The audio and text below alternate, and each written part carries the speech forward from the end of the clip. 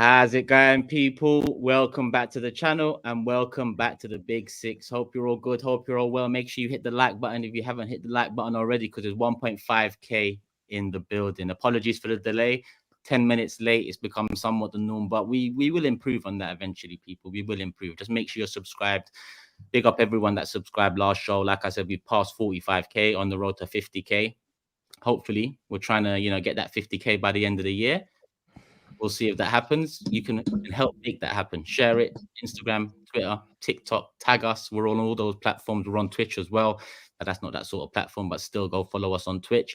Show some love to all the platforms, because we've started using all the platforms and we're going to be using them more moving forward. So big up everyone that's been subscribed, everyone that's going to subscribe, everyone that's showing love.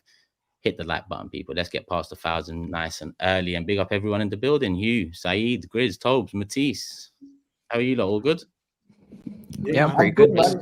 I was in early today. I don't know if anyone noticed. Like, I was early. Like, can't even blame me. Hardly I was the first one here, apart from Boss Man, of course, Turkish. And Huey came in with some sick music. I know we're not allowed to play it because we might get copyright or something. Like, oh shit. No, I'm serious. What music was it? What music was it? Usually it's drill, but then this time he's come with that, like, what is it? It was like drum and bass. It was like a drum and bass. Drum and bass, yeah. Okay, is that what you look call it? Yeah. I was feeling a little bit more exotic tonight. I was off my drill one. I'm not feeling as active tonight, so I started to play some drum and bass. Bruh, it got my head bopping, man. And you know what I mean? I was like, pause. Fuck's sake, man. What a start. We move. Man said, what a start. What a start. Listen, people, as you can see below, we've also partnered up with Fair Play as well, people. So if you don't know about Fair Play, get to know. There's a link in the description. I'm going to explain more about it now. But in the group, me, Matisse, Tobes, HUGH, we're always making bets with one another. And Fair Play allow you to make those bets on the app. They don't take anything from it. So if you make a £5 bet, then the winner gets £10. If you make a £10 bet, the winner gets £20. If you make a £50 bet, the winner gets £100. So what we're going to do is we're going to put all of our bets that we decide to make in the WhatsApp group, or sometimes on the show as well. If you've seen me recently across the boards, Robbie, 50 quid, Eddie and Ketia, easy money. 50 quid, KG, Emirates win against United, easy money. I've also got 150 on 10 HUGH out, which should be coming up real soon, people. But we will talk about that later on in the show. But listen, let me tell you a bit more about Fair Play. It's completely free to download and use. Place bets against your mates, not the house. So I want to remind you, people, it's not against the house. It's not odds related. It's strictly bets with you and your mates. It can be anything. It can be an upcoming match, a game of FIFA, fastest lap, how many numbers you can get by the end of the night. You can make any sort of bet on the app.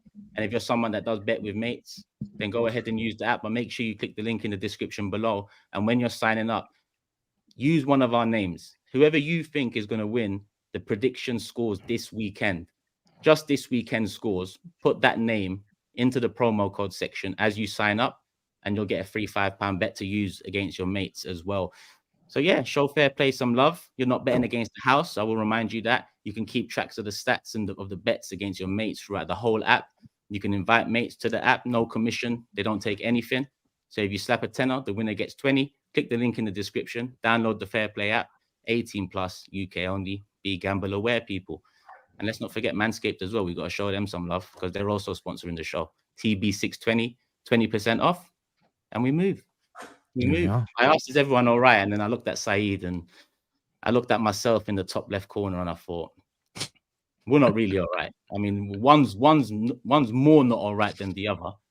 So I think we'll start with the more not all right one, which, SAEED, I think you've got more of a fire in your belly at the moment at the situation. Can we put him on the jumbo screen, please? No, please don't do that. The jumbo screen all day. Have you seen the jumbo screen? Bro, I've been here 7-0, man. This is torture, bro. But yeah, I don't know, man. I can't lie to you. The worst thing last night was that I was sat in the home end, didn't it? And there was about 8,000 Newcastle fans right next to me because obviously they took over the stadium, got a good allocation here. And I thought to myself, you know what? It's all good. You know what I mean? They probably won't notice me. They won't know who I am. Brothers, I'm not even kidding you. About 30 of them knew who I was. So I was getting stick the whole game. And then I had to endure the absolute monstrosity of the football we played. We got beat 3-0 by not just only Newcastle's A team, not B team, not C team, probably their D team, man. They had a guy called Kraft, who I don't think how many times he's actually played for Newcastle. Paul Kraft is awful. big up to Matty from the Magpie fan channel. I don't think he's played in I think he's been here since 2011, if I believe. They had Richie. They had a kid called Lewis Hall from Chelsea. They had the former kid from Chelsea, Livramento, right back. They had about 7 fullbacks. And I was like, nah, surely we'll beat these lot. Bro, they battered us. I don't recall any chances that we had. Generally can't in the whole game. And listen, I know, I told you, man, I've done with Ten Hag. And listen, the players don't get an excuse here. But brother, you've had a changed 11. This is a team that had fresh legs in there. Players that probably wanted to prove themselves, but they look clueless out there. The manager just there, despondent, you know what I'm saying, to just sulking. You had Eddie Howe know what he's doing tactically. He looks a bit up for it. Our manager stood there like devoid of ideas. And I just think for me, the curtains on the walls, man, he needs to go, man. As much as people say, oh, what other manager? The curtains. What is it? This guy's making up phrases, man. Did you see his match review last night? Throw the kitchen towel in and all this. Like, he's making up phrases. What do you mean the curtains are on the walls? The curtains on the walls. We must stop. The curtains. Yeah, what is it? I forgot.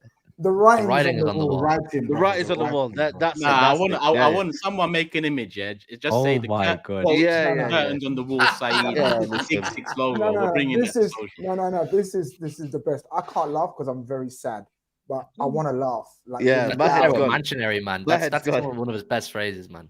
The curtains on the wall. My head's gone, man. But yeah, man. I'm done, man. Everything about United, I'm done, man. Because people can say, like I said to you, man, what's next? But this ain't what I want to watch. So as much as the owners and whatever comes with it is bad, and that's the biggest issue, like I keep saying, I also think 2 things can be right. This manager ain't taking United forward. We give another 400 million, he's probably going to bring the next Ajax. The Ajax that's probably going to get relegated. He's probably going to bring them in. I mean, I can't trust this guy with another 400 million because he may bring in that 400 million that's Ajax. So, listen, man, Anthony, I'm sure we'll get onto it. What a disgrace. I think some of the players there, and listen, Amrabat is not a bad player, and I maintain he's not a bad player. I watched him last season for Fiorentina. I watched him at the World Cup. It's not a bad player, but again, he's made to look like he's just all over the place. Mason Mount, I mean, listen, forget the agenda of what I have as him as a player. Like, surely we got to see some technical ability or something, right? Brother, man's just running around. Bro, he's just running around, like doing nothing.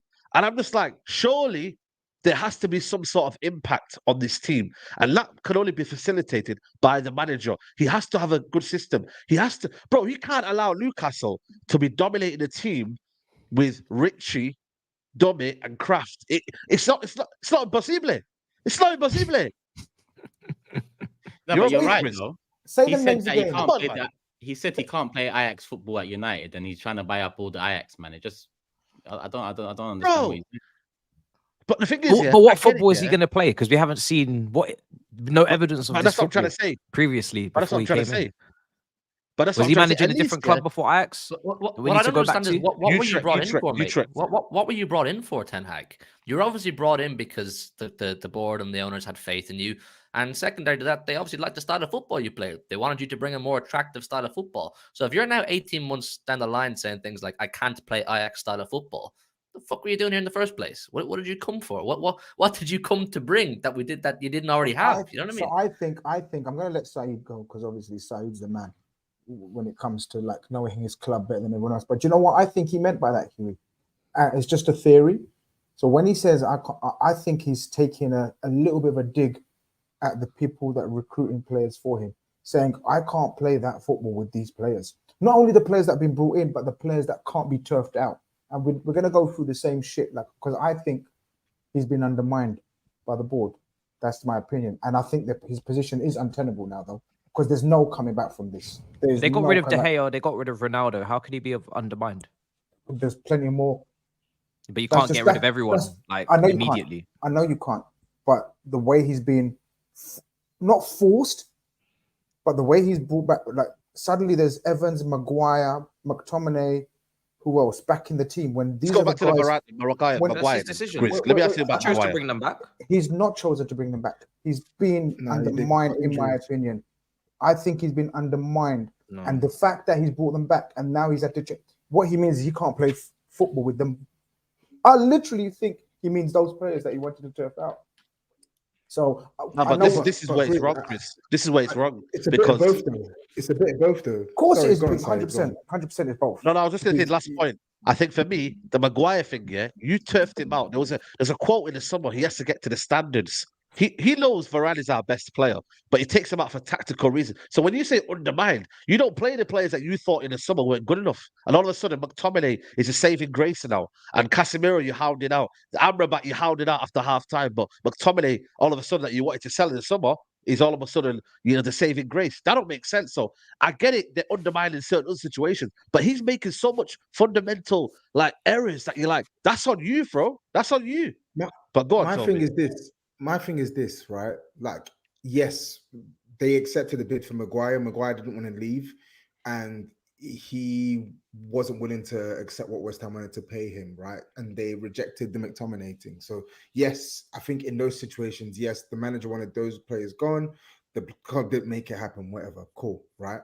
But the fact of the matter is they accepted the bid from Maguire. It was Maguire that I think turned down West Ham.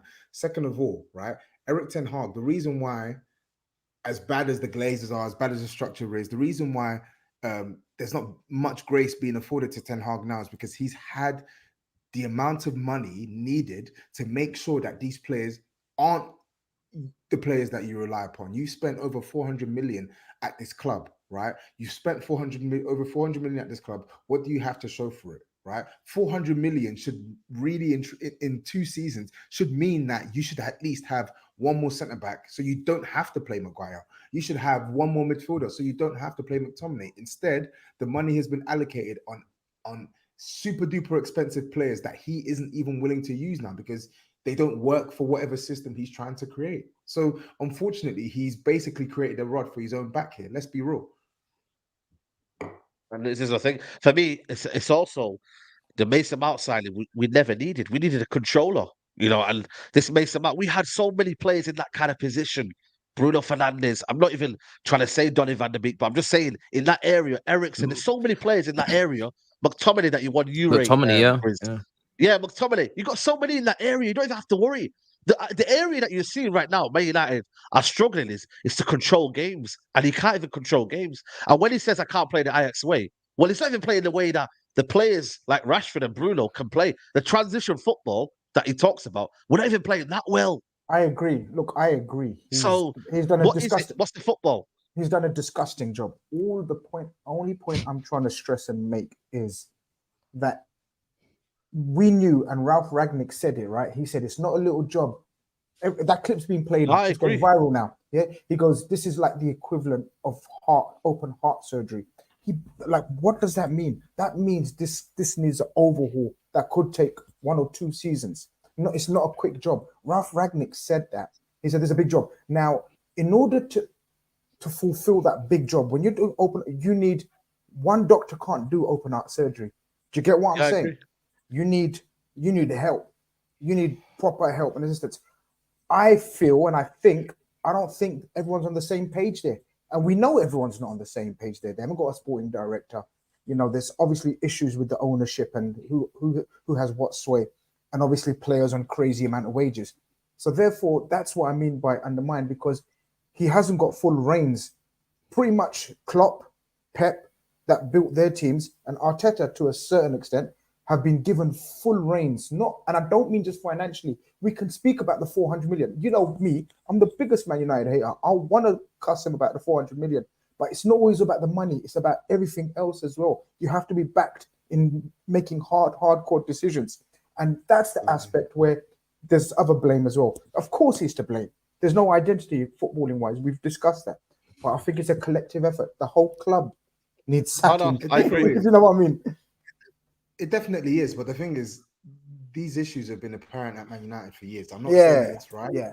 They've been apparent at Man United for years. Ten Hag knew what he was walking into. And I think within the circumstances that you operate in at Man United, vis-a-vis the lack of proper sporting director, haphazard spending, Glazers taking money out of the club. Like, we all know that's at a disadvantage for him. But fundamentally, as a coach, are you doing what you need to do on the football pitch, right? For your fans to actually say, you know what, he's trying his hardest, he's doing everything he can to make this team a success, and the club need to give him more money. Like, you get what I mean? Like, he's not performing like a man. Show me something. Yeah. Show us something. This is what I'm saying. Like, so like, it's, yes, within the circumstances that you're working under, can you show us something to justify us being on your side versus being against you? And right now, he's not really giving Man United fans enough to fight his cause, right? Because he's making mistakes on the football pitch.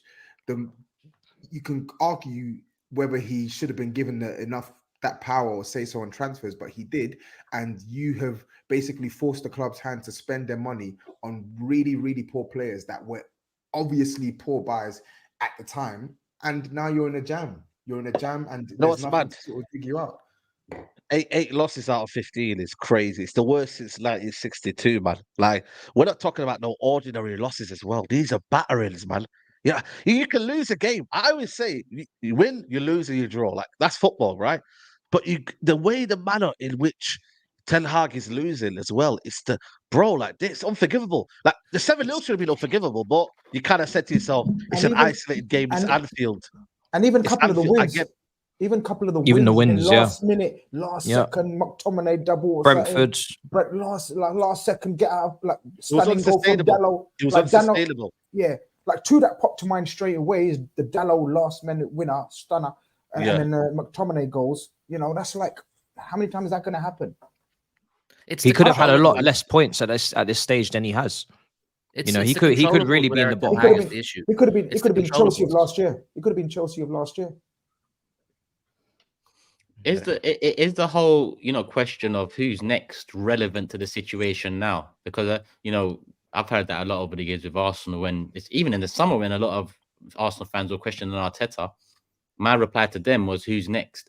But I remember times where people used to ask me that question when Arsene Wenger, and I was tired of him, and I used to say, it doesn't fucking matter who's next right now. Right now, yeah. So that's how I kind of feel. Yeah, that's how I kind of feel. I can't lie to you, man. I get everyone saying who's next and whatnot, but right now, this is crazy, bro. What I'm watching right now, like, how much more can you endure the batterings right now? And like I said to you, he may go on a little 1-2 game, winning streak, but bro, December's around the corner. We play Bayern Munich, I think Liverpool straight after. Like, you can see the batteries around the corner. Like, it's never-ending cycle where he goes a little bit of he gets everyone a bit excited, and all of a sudden he gets battered. That's the way it's. There's no kind of like where you're going. There's a pattern in it, but with him, you might get battered here, you might get battered there, and then he'll go in a little bit of a defensive masterclass, and we might keep a few clean sheets. Like, for me, it's just not sustainable, man. As a fan, not to know the direction of where you're going in. Him as a manager first is crazy, but I don't believe any big manager will come in right now. Like, people are talking about Zidane and all that. No way, man. Like, they come into structured football clubs that are ready to win. Like, they don't come in. You're gonna have to look at interim. And that's probably the best bet, interim until the end of the season, because I don't think the Glazers will decide something when they're in the middle of a so-called ownership kind of handover. So, yeah, listen, it is uncertain time, but right now it's uncertain time. So I can play it back at whoever says, "Oh, what next?" Well, what now? What now, mate? But who do you want though? Who do you want next? Who do you want in charge? If you're saying sack Ten Hag today, right, which is the stance, then who do you bring in? Who do you want to come into Manchester United? I think it'll be an interim. I don't let him do his research, innit? Like, I think you gotta give Roy Keane a chance, man. You're joking. Well, the guy that failed at Sunderland. You're joking. The guy that failed. I don't want no legends at the club, by the way. Roy Keane might come in and no legends up to shape. You don't know this. No legends. I've learned my lesson, man. No legends at the football club, like as managers, bro. Because sentiment gets involved. Look what someone just sent me. If you can't support us when we lose, Don't support us when we lose a game. I can't stand them people, man. I can't stand them, honestly. Who are you to say that? Like, who no, are you? No, you you the didn't read it. chairman of? No, you didn't read it. What it says. It says, don't Yeah, I support know what us it says. I've seen it. Don't support us when we lose. When we lose again. Yeah, that's what I'm saying. Yeah. It's just who would you bring in? Toby, who do you think should be going in there then? I don't know, man. I don't really like. I don't watch as much like European managers as I did before, so I couldn't even give you a name. But like, there's topical names, right? There's your cliche names. You got them hipster managers in Germany, like Nagelsmann. Obviously, he's managing, and he's got Germany for Euro. Germany, yeah. Maybe Nagelsmann might be a shout after the Euros. You've got. I'm trying. I like that sporting manager. Is it called Amarin? Amarin is there. I like him. None of these guys are going to want that job, man. But none of them are going to want the Man United job. These guys are young project managers. There as well, if you like his brand of football. I don't like Teggy. But it's got to be someone. Look, you're going to have to go two ways. Either now, yeah. Either you're going to have to go with. I know what you mean. No. What do you know what I mean? Why are you smiling? You're going to say Conte, innit? You're going to say Conte. No. I don't want Conte. No. You're not going to get. No. Conte will Conte will fleece you and then leave. No, how can he fleece Man United? Man United is already a fleece sheet. You can't fleece that anymore. It's naked. What do you mean? But what I'm trying to say is two ways now. Either you go for, and this will never happen, I'm just putting it out there. Either you go with someone like Zidane that can, when he walks in, people are going to listen. No, I'm just saying, Tobes, it never come. But what I'm saying is you need someone who, when he walks in, all these Sanchos and Rashfords and all these Maguires, and who are you lot? What have you lot done? What have you lot won? You're all mid-20s. You're not even young players anymore. You've won F4 and you run Man United. Get the fuck out of here. You need someone like that who's going to walk in and have full attention of every player. Oh, this was this guy, though. We thought Ten Hag would be militant. He wants to be that, but he's not getting backed. Zidane's going to say, no. He's caved in. Zidane will never go to Manchester United. Grizz. Have you seen how careful selection Zidane has been with his job? Matisse, I just gave the example of a man with aura. Yeah, someone like a Zidane. I said so. This aura word is just. They've been down that road before, man. They've been down the road so many times, and it's not working. They need to lower their ego. Stop trying to get an instant impact manager.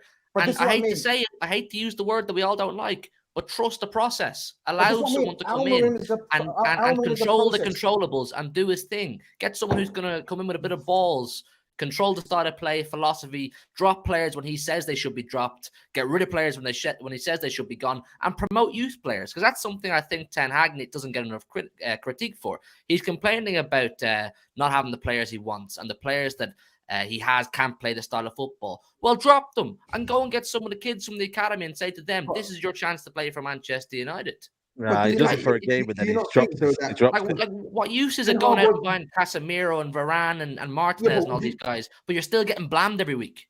Yeah, but Hugh, would you not say though that like Ten Hag's appointment was a trust the process appointment, right? Because that wasn't. Listen, of course his name was established from what he did at Ajax, but let's be real, that Ten Hag isn't a win now manager. They brought in Ten Hag and gave him a 4-year deal to try and build something with him. And then even some of the signings as well. Casemiro was a panic buy, right? Because they wanted Frankie de Jong all summer. They couldn't get Frankie because he didn't want to leave, right? So, and Casemiro's someone who became available. I just think fundamentally he's just doing a bad job. Like, I don't think. He condos, man. Listen, I'll say how I say. Listen, man, he condos. No, I agree with Tobes. I'm just saying, I don't think the solution is to go and try and beg a Zidane to come into the club. You don't need a Zidane, though. You don't need a Zidane to kind of get where you need to be. Like, listen, Zidane was a special time in an era where he had Ronaldo, Bale. He had it ready. I'm not discrediting what he did. Unbelievable job. But at the same time, he had players that were ready in their prime. Isco, Kroos, Modric. Listen, he did what he did. But for me, I just want a manager who has a principle and he has an identity and he sticks by them principles. If you can do that for me, then it can work. But I'm sorry, this manager condos, mate. Ten Hag, he came in, started talking about this, that, and the other, and then all of a sudden he said, "Oh, you know what? We can't really play our style of football because certain players can't play that." That's bullshit, man. You get them out then. Simple as that. I think the one thing you take from this is why you don't give managers clear and like authority on signings. Control as well. Like just one, you can't give a manager 100% control these days, because you're talking about bringing in this manager, say the Sporting Lisbon manager. Half of your players don't suit the way he plays. He plays a back three, plays with wing backs. You guys don't even have, you know, those you don't even have those positions covered. Now you have to restart again and go from the beginning. There's going to be players that you brought in under Ten Hag, probably a lot of them, Anthony definitely is one of them, that another manager's not going to rate, a manager's not going to want. Then you're going to lose money on these players, and the cycle continues. The wages are already really high. I don't know if there was a wage cap. I heard there was meant to be some sort of wage cap coming to the Premier League soon anyway. But yeah, you guys know what? You guys need a full rebuild. And funnily enough, exactly what Chelsea have undergone in the last 12 months is basically what you need to do. You need to flip the whole squad. If you're talking about a lack of commitment, a lack of, you know, effort from players, they've down tools under multiple managers, well, then you're going to have to flip the whole squad. People say, oh, you can't get rid of the players. Yes, you can. We just did that. So that's what you need to do. It's going to take a hell of a lot of money, though. They don't have the money, man. They don't have the resources. No. They're broke boys. Exactly. The difference between you and them is their players were still sellable assets. And I'm not saying that Man United aren't. Like, there's a market to buy Jadon Sancho, but Man United pay their players stupid wages. Like, you got Luke Shaw. That's the problem. On close to 200 bags a week. You got Jadon Sancho on 300 and something thousand a week, bro. Like, you got Maguire on close to 200 bags a week. These guys, they don't want to leave that, right? So when a club comes in that can pay their transfer fee, or pay a transfer fee that Man United is willing to accept, but can't deliver on the wages, they're pretty much hamstrung. So even you're right. Damning. I think they're gonna have to take an L. It's just I don't think they are in a position where they can afford to take an L right now. But even that's damning, Tobs. But look how damning that is on the players. Yeah, that's mad. Look how that sounds. Yeah, players have been told we want to sell you, or you need to F off at the club. Yet they want to just stick around like a bad smell, just because of the wages. It just shows you the attitude and stink fest at the whole club. Like, any player worth his salt that gets told, yo, I don't need you anymore, you know? No problem. Pack my bags. Like, most of them are what? Mid-20s? And no one's like old that can't go anywhere. They can all go to another club, yet they want to just stink up the place. That just shows you what kind of attitude's running through that club. But this is why your wage model, and we joke about you guys walking away from players and whatnot, but your model of giving low wages and then you have to work up incrementally with achievements and performances, that's the way to go. That's what Manchester United haven't done. They've put a lot of players on 300 bags a week. They haven't achieved anything. They've not won a Premier League. They've not won a Champions League. They've not won shit. Yeah. But yet they're earning 350k a week. Bruno Sancho. Oh, listen, man. I sell most of them, mate. I tell you. Martial's making 250k and he don't even play. Yeah, he's out of contract anyway. He's out of contract in the summer, so he'll be gone. But listen, what's Sancho on? 400 bags? No, he's on 350 or something. 350 ridiculous. Yeah, that was way too much too soon, man. He weren't ready for that. And no, but the thing is, though, we don't realize, Huey, though, to lure them in. For me, they had to pay them wages. I'll be honest with you. So to lure a player to Manchester United, you have to overpay. Yes, that's basically what they gave us. That's what you slagged City over. You said you had to pay to get all these top players, and you're saying that to get these players to Manchester United, you just have to give them big wages. With all the history, prestige, you shouldn't have to pay those wages. Maybe Newcastle should have to pay those wages because they've been down in the dumps for 10, 15 years. But you guys shouldn't have to pay those wages though. With the history and everything, is it the type of player you're going for? That's why. Listen, history is something that I can maybe shamelessly plug, but the history when you're building in players, they're gonna be like, no, have you got any money, mate? You just have to show the money. If you have to use the word lure, if you're trying to lure players to the club, you're doing it wrong. You shouldn't go for this is why the bigger issue. They should want to come and play for Manchester United. They should want to come and learn their trade and cut their teeth there. But if you're saying you have to pay the big cash to get them, the club, we all know this. The club's in an awful state right now. I don't know how you rebuild it. I think what Matisse is suggesting is the obvious solution, but they don't have the money. You don't have the money to do it right now. Yeah. That's why you're getting players like Amrabat on loan. The finances aren't there for a rebuild, from what I can tell. Which is why a lot of their fans probably wanted the Qatari investment because they get clean sweep. Of course, yeah. Jail free card, isn't it? How much did Ten Hag spend? Basically. Bro, 60 million on Mount. 40 million. 50 million on Onana. That's 110 million. Then he spent who that's why I'm ignoring this money shout. I'm ignoring 70 million. Am I missing something here? Because it's not about the money, it's about how you spend it, man. It's never about the money. Finances is not the issue then. Thank you. Finances ain't the issue then. Finances ain't the issue. Where the control was for Ten Hag, because he brought his ex-man in. The finance issue is twofold though, isn't it? Because Man United are a ginormous institution, so they will always be able to generate money. 100%, right? And Ten Hag has spent the money poorly. But the problem with Man United is they can't. What's the word I'm looking for? Like they have financial issues where the owners are taking money out of the club and they're buying on credit, right? They're buying on credit. They're under massive debt. Do you get what I'm saying? So 100%. They basically, like, when they spend, even though they're spending tons of money, they have to get those signings right, because if they get them wrong, they're in a position now where they're basically having to chase their losses, right? They spent how many weeks trying to buy Amrabat? The price was 30 million euros. They couldn't buy him because they already spunked whatever available cash they had on Mason Mount, all of these, man. So what you're saying is, this season, if Man United don't qualify for Champions League, let's say, they'll be a hit. There'll be a hit on money. There'll be a hit on money. But the thing is, for me, my thing is, over the time that Ten Hag has been here, he spent 400 million, right?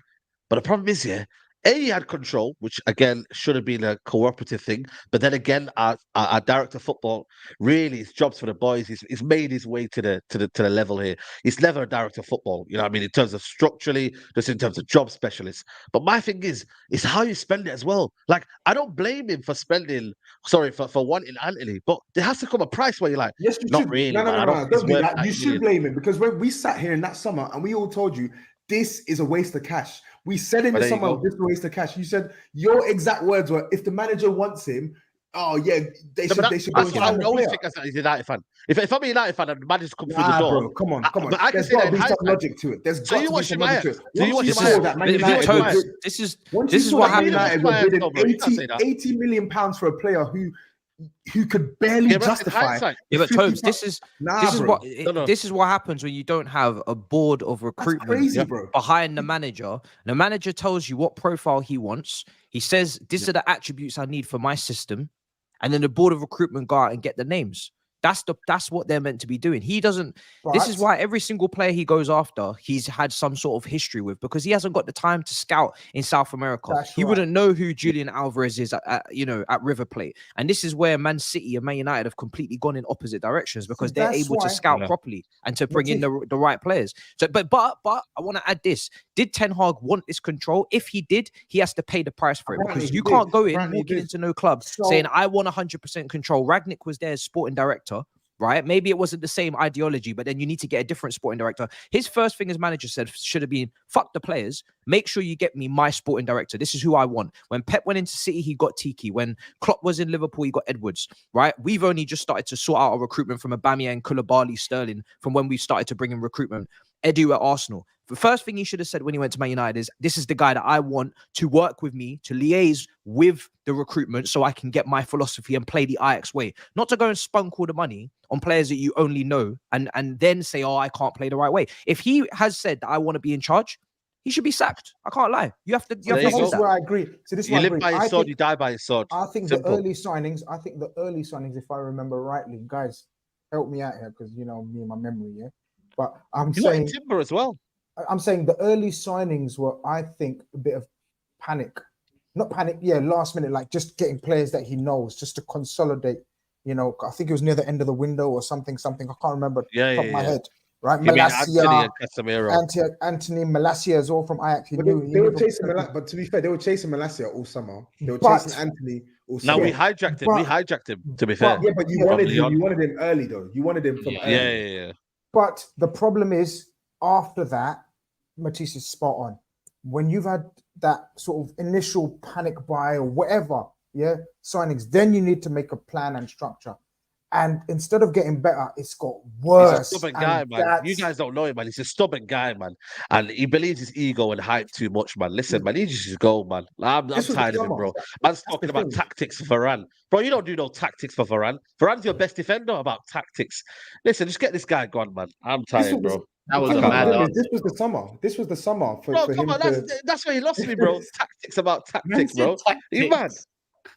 Do you know what? Yeah, for his own back, man. This was the summer for him to sort of redeem himself in the window, right? Because despite the poor signings, some of the poor signings last season, he got top 4 and he got them a trophy. So, like, he had to move on, though.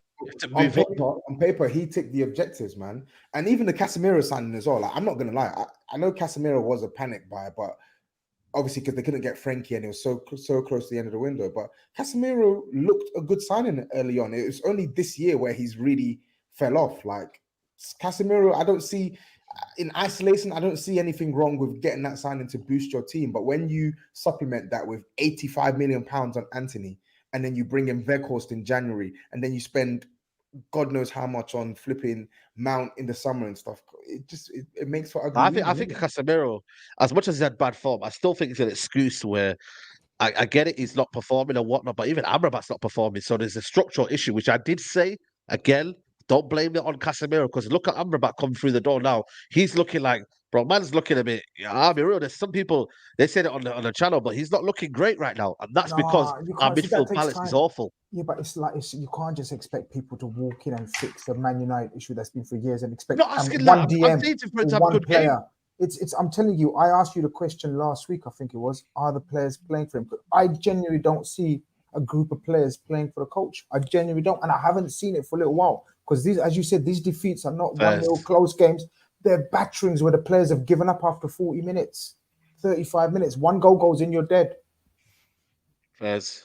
100%. Let me see how many super chats we've got. We've got 25. So let's move on to super chats because we are 37 minutes in now. Let me see how many likes we're on as well whilst we're at it. We've hit 1,000 likes. So big up every single one of you that's made that happen.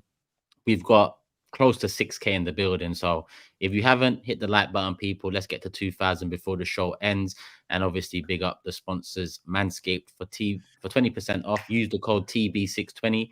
Black Friday is coming up, Cyber Monday is coming up. They've got a new range out now as well. So if you need a gift for someone, a gift for yourself, then use the code TB620, get 20% off. And yeah, show some love to the sponsor, and they know you're coming through us. And obviously, big up Fair Play. I've already gone through them, and I will go through them again real soon. I'm going to bring up the prediction table before we make predictions, so we can get a reminder of the order. And the prediction tables are now powered by Fair Play. So let's move on to Super Chats. And Tenor says, big up to SAEED for giving us one of the greatest intros to your show this morning. That was wild. You got my support, brother. Come on, you Gunners. Hashtag Big Six for life. Trust me, SAEED. I stand with Stockport Craig. Goldbridge is a snake. That one's from Jay Anderson. Why Always Me says, he did it, SAEED. SAEED, he did it, blood. Quote, Ten Hag is... Oh, sticky one there. Why Always Me? Sticky one there. You're trying to get me to say a mad thing. But Ransom SAEED, one of the best shows this year. Love for the super chat, same way. Philippe says, slapping United at their ground with our reserves. Some ain't played in 15 months. United are done. Turkish, you're next. Big up, lads. Ten Hag in. Philippe, your character build over the last 2 years is mad. Philippe was just calm in the chat 2 years ago. He was just enjoying his life. Life, what do you say? Life's changed. Life's changed, bro. Life's changed. I keep telling you, life's different. I keep telling you, life's different. It is. Big up Philippe, though, man. Hope you, the family, are all good, man. Love for the support as always. Maurice says, morning panel. Go easy on my bro SAEED. Ten Hag has pressed the self-destruct button and ready to take his 15 million and dip. The cycle continues. I hate my club. Abbas says, Newcastle have Eddie Howe and we got anyhow. Bro, that's crazy. I like that one. Dill says, United thought they are going out with Margaret Robbie, but it turned out to be Don Robbie. They got catfished by Ten Hag. Protect Ten Hag at any cost. That's fucked up. KP says, Ten Hag has ruined the word, quote, tactics for me. I can't say it with a straight face anymore. The guy is a meme, but United should give him 10 more years. Trust me. Mr. BP says, big up the panel as always, but most of you, man, owe Turkish an apology for laughing at him when he said Martinelli over Rashford. We are waiting. Probably be a little while. Uncomfortable conversations. Oh, what? Rashford's form is temporary. Yeah, I don't think Rashford's the right person to be saying that phrase. Age-old thing. Form is temporary, class is permanent. Yeah. What Rashford's class? Rashford is very inconsistent, to be fair. Well, hold on, Rashford's class. Yeah, you know, he's a class player. Why is he not a class player? Your standards are in the mud if you think Rashford's class. My standards are in the mud, but yet you're championing Darwin Núñez. Allow it, man. Get out. When did I say when am I championing? When I called Darwin Núñez class? Please, when did I call Núñez class? Why are you putting words in my mouth this week? Please, man. Please. Frankly, guys, when was I called Núñez class? I want to disclaimer here. I actually like Núñez. I only said that just to shut me up. No. I see your tweets. I'm going to talk about your tweets later. What's wrong? There's a word you use. There's a word you use for other fans when you do for other fans clubs. There's a word you use. I'm not going to use it. What's the word I use? Sungham. I want people to pay close attention as well. Next time the paparazzi take pictures of like Rashford or Sterling, look carefully at the photo and look at who their security is. Sterling just got a. Just look at the face. What does Sterling do? This is why he can't. This is why he can't say what he wants to say on the show. He's security for Sterling and Rashford. You're embarrassing.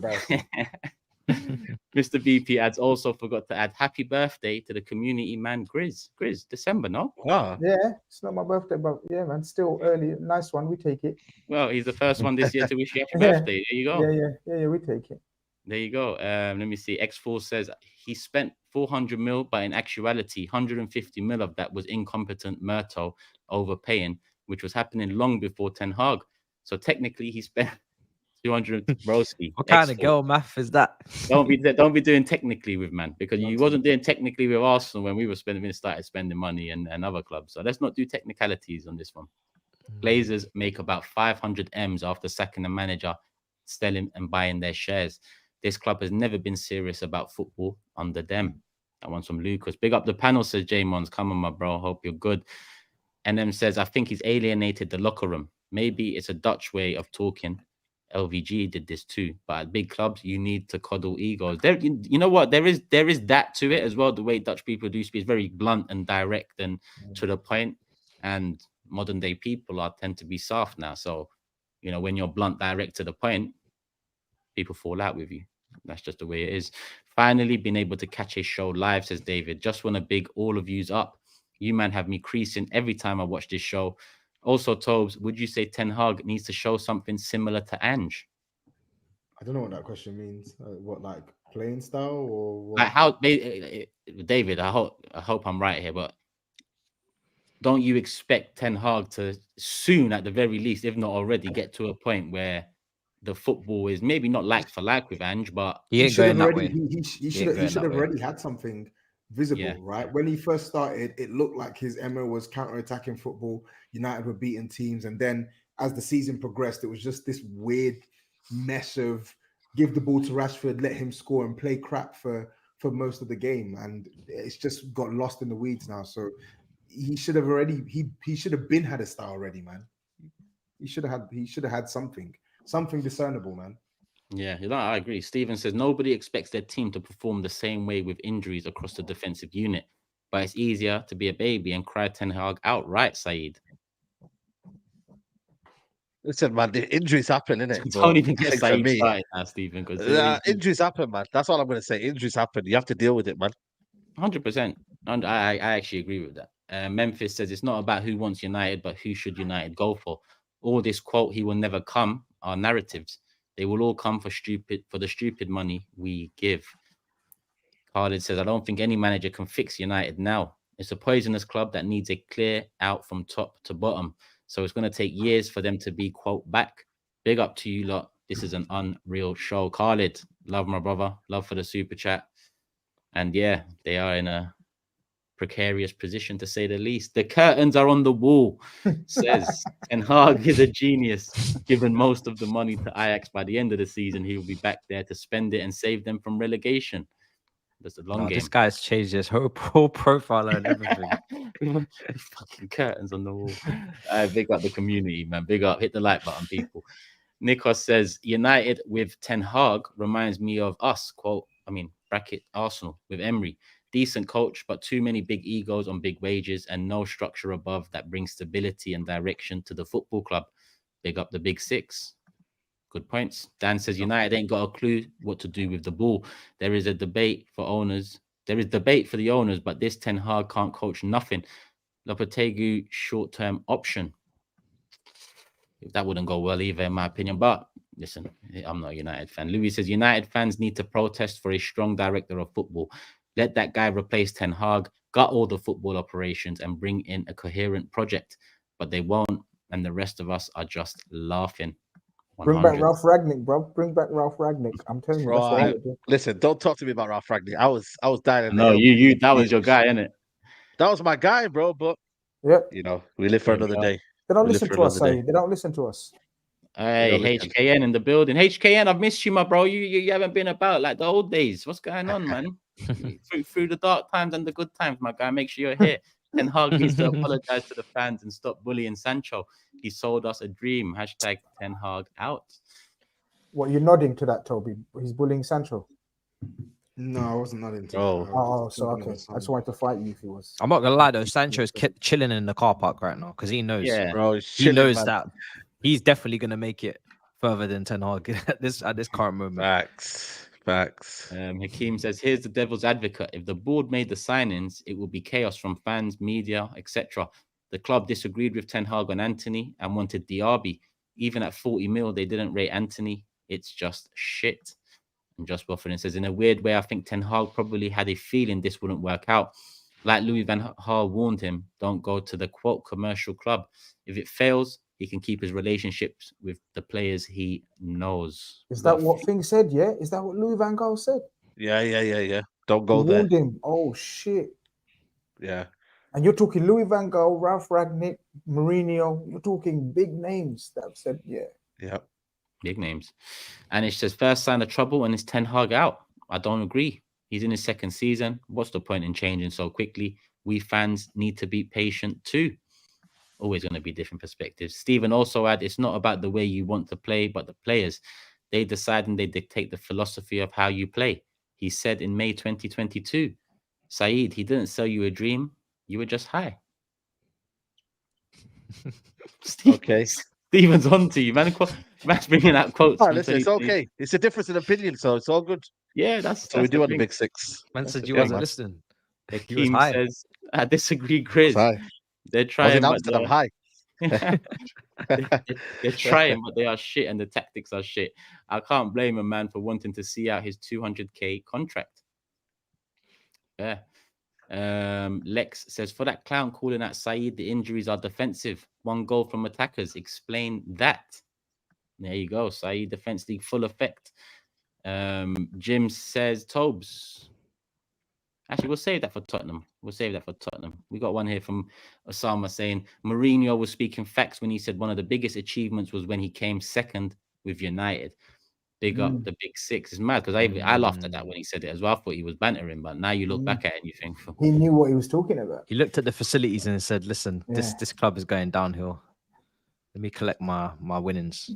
Last one here on this subject. I know there's other super chats on different subjects or not on a subject at all. I'm gonna bring them up later on in the show. Bashar says, back in the real football days, there was no such thing as a process or project. It's all bullshit. Don't perform, you're out. And thoughts on Bayern going out of the cup by a 3rd division team. Damn. Scary hours. That's mad. Yeah, it's crazy. Who's the manager? Who's the manager at Bayern, by the way? Who's the manager? Tactical Tommy, innit?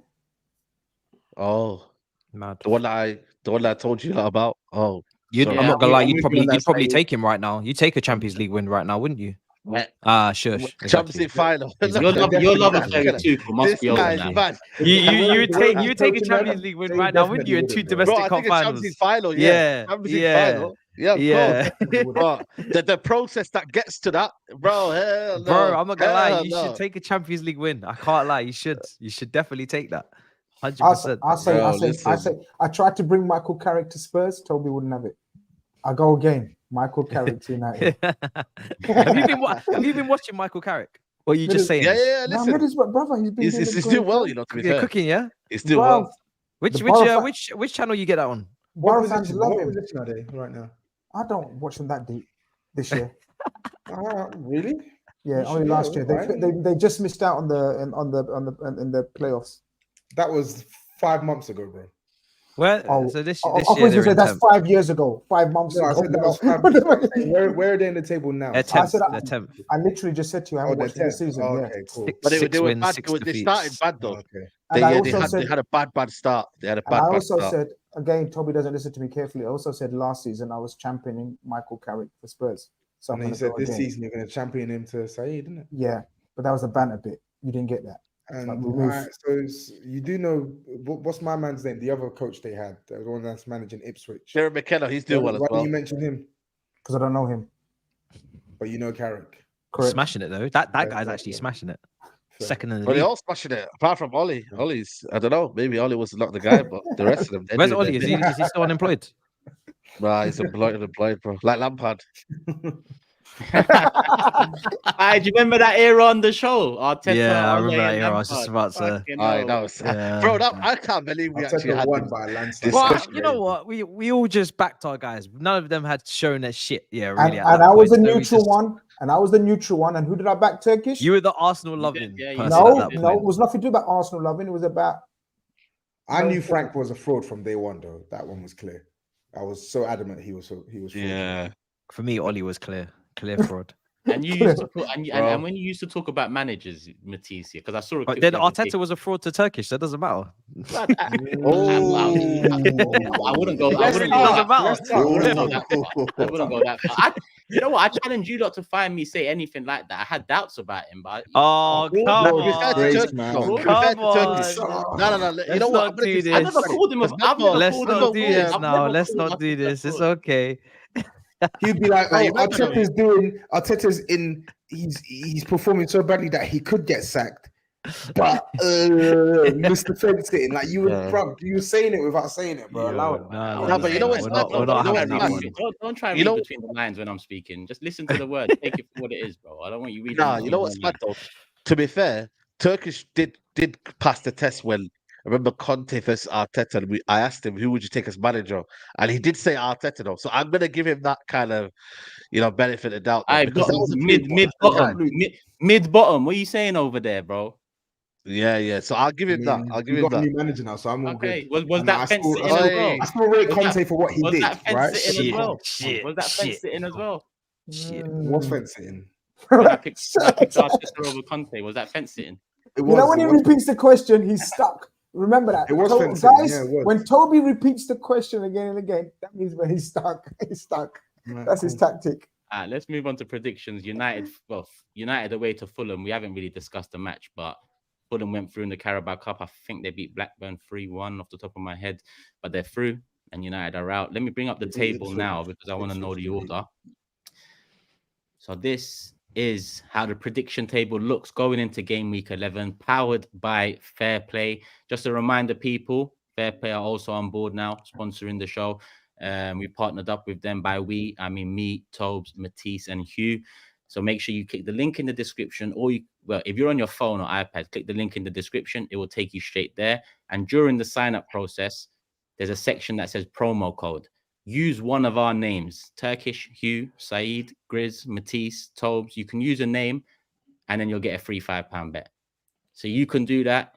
Just predict who you think is going to win the prediction scores this weekend. I'm currently top, 10 correct scores, 53 points. TOBS is second, 6 correct scores, 50 points. Matisse in third, 6 correct scores, 43 points.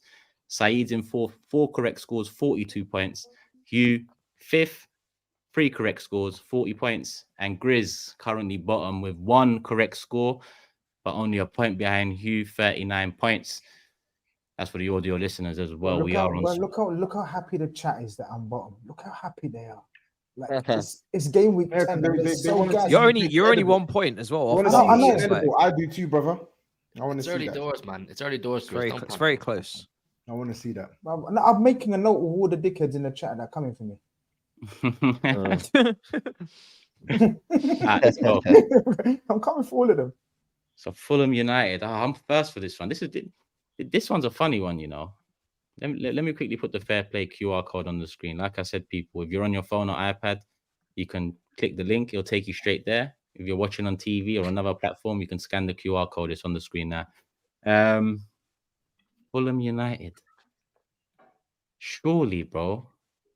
Surely. You lot get satin, man. I'm gonna go 2-1 United. Tobes. Yeah, I'm gonna go for United win. Fulham ain't got goals, man. Yeah, 2-1. 2-1 United. 2-1. Matisse. I'm gonna go 1-0 United. 1-0 United. So far, all United wins. SAEED, you're up next. I'm gonna go the same. We've not drawn this season, so 1-0 United. 1-0. Hugh. 2-1 United. 2-1 and GRIZZ. Is it at Fulham? Yeah, Craven Cottage. Yeah, Craven Cottage. Ain't easy. It ain't easy. That's all I'm saying. It ain't easy. I'm going for 1-1. 1-1. Surprisingly, 5 of the 6 of us have all gone for United wins. Me, Hugh, and Tobes have all gone for 2-1 United wins. Matisse and SAEED have gone 1-0 United wins, and GRIZZ has gone 1-1. So we've got one draw in there. It's gonna be a terrible game. Yeah, it's gonna be a terrible game. Trust me. We'll publish that on the socials, people. Like I said, Instagram, TikTok, Twitch, Twitter at the Big Six Show, spelt with the number 6 in front of the word 6, as you know. Make sure you follow us on all those platforms and subscribe right here. Road to 50k. There's 6.2k in the building. Road to 2,000 likes on this video. We're on 1.3. Hit the like button. Make sure you subscribe. Tell a friend to tell a friend. Tag us and show some love. Love for the love. A couple super chats came in whilst we were doing the predictions. Wait, well, it's not really on United, that one. So I'll save that for later. Cool. Let's move. Next up, biggest game of the weekend comes Monday night. Just a reminder, we are live Monday night at 11 p.m. Later than usual, but Tobes is going to the game and the Champions League on Tuesday. So the earliest we can possibly do is 11 p.m. on Monday. We've done it once this season already. You still showed love. So if you're able to, make sure you're up. You know, love for the love. Tottenham, Chelsea, home team. Tobes, on form, top of the table, home team, Monday night. Chelsea, rivals, confident? Yeah, fairly, man. I hate these lots so much, honestly. I hate them. Really? Really? We didn't know. Like, Arsenal and Chelsea, I hate them with a passion. Like, that is, beating them is literally like, I've never taken heroin, by the way, but I imagine it's basically what shooting up feels like, bro. And I need that feeling on Monday. And I'm fairly confident I'm going to get that feeling on Monday. I need us to put these guys down, man. Honestly, I'm so sick. Put them down. Put them down, man. I'm like so dogs. sick of this stupid team. I swear to God, they spend all this money. They talk like they're the big dogs. You know, like at uni, what's that acronym? BNOC, the big. No, is it BNOC? Big name on campus or whatever it is. Like they talk like they're the bee's knees. They overgas all their players. You'd think that this is Real Madrid we're talking about, but no, we're talking about a team that has spent 100 billion and they're not even the best team in West London. I'm so sick of them, honestly. So for me, I ain't saying that we're gonna smash them. I ain't saying that, oh my God, we're gonna steamroll them. I'm saying we're gonna win, right? We're gonna win this game, and we're gonna keep up the unbeaten run at their expense, man. I need 3 points. And do not let me down, please. Don't make me eat humble pie on Monday. Don't make me cycle. I'm cycling. I started a new thing now where I'm going to cycle to and from the stadium because I feel like I live close enough that I should just be cycling. So, and do not make me cycle in this rain to go and see Spurs lose. There's a storm right now, man. There's a storm right now. Let him. No, it doesn't matter. Let him cycle in the storm. Let him cycle. Don't lose to this toothless team, man. I don't want to see Sterling on the score sheet. I better not see Action Jackson on the score sheet. I swear to God, if I see that man on the score sheet, scores against Romero, I'm going to come from the Romero. So if Jackson scores against Romero, I'm laying my cards on the table. Spurs are going to win this game. And I'm going to come here to Duncan Matisse, man. So we've heard that he wants to put dogs down. We've heard that he wants to cycle places as well. So we've got a bit of fitness and health in a regime in there as well. You know. It's all wonderful, honestly. Man's doing Tour de Spurs, you know. Yeah, for me, TOBS Armstrong with all those steroids, yeah. TOBS Armstrong. I said it in the last show. Do you know what I'm saying? Just come to me when you want a workout plan. Simple. That's it. Yeah. TOBS Armstrong's a killer. TOBS Armstrong. Yeah, it's good. Yeah. I said it in the last show. Obviously, right now we're not going for our best period, but nobody else in this city has yet to step up. I say actually, West Ham have stepped up. Fair play to West Ham. You love reminding people about that, don't you? You love reminding people, don't you? I'm not. Well, it only happened last year, SAEED. It's very important that West Ham won in Europe. It's very important that West Ham are lifting, keeping the city standards high. Do you know what I'm saying? It's very important to mention it. It can't be going under scrutiny. I think Tottenham West Ham are your rivals as well, bro. So no, not really. I think Tottenham were knocked out in the group stage in that very same competition. Bro, so Roman Abramovich, West Ham were your fucking rivals, bro. Yeah. Just listen.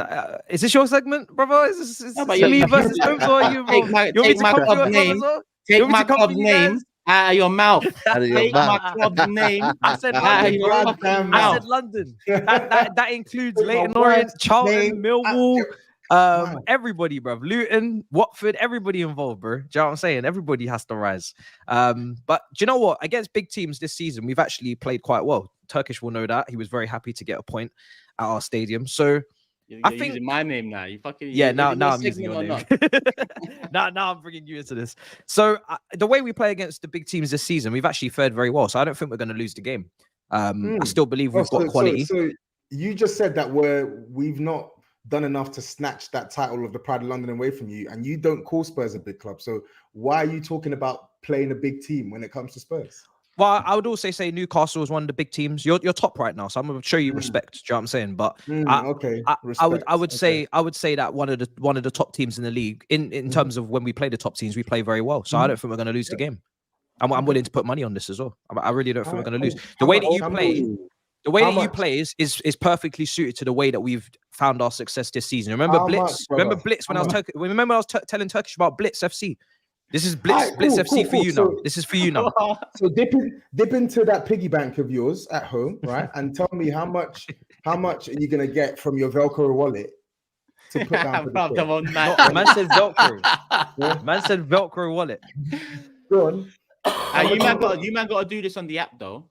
How much you willing to put down, brother? Got to use fair play. Let's go big. Let's go 50. Fair play indeed. Let's go 50. 50 quid. Yeah, 100. Perfect. Take the words right out of my mouth. You think you're definitely gonna win? So that's not a problem.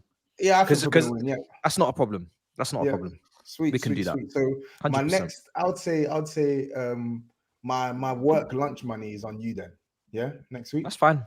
That's fine. Cool. Thank you. There you go for £50. Football's a humbler because the way you're talking, you'd think that you guys had achieved something. Do you know what I'm saying? I think what? So wait.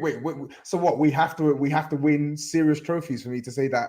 I think before you bring my club's name into disrepute, I think you do need to win some things. You're talking about 100 million billion. You're talking about 100 million billion spent, right?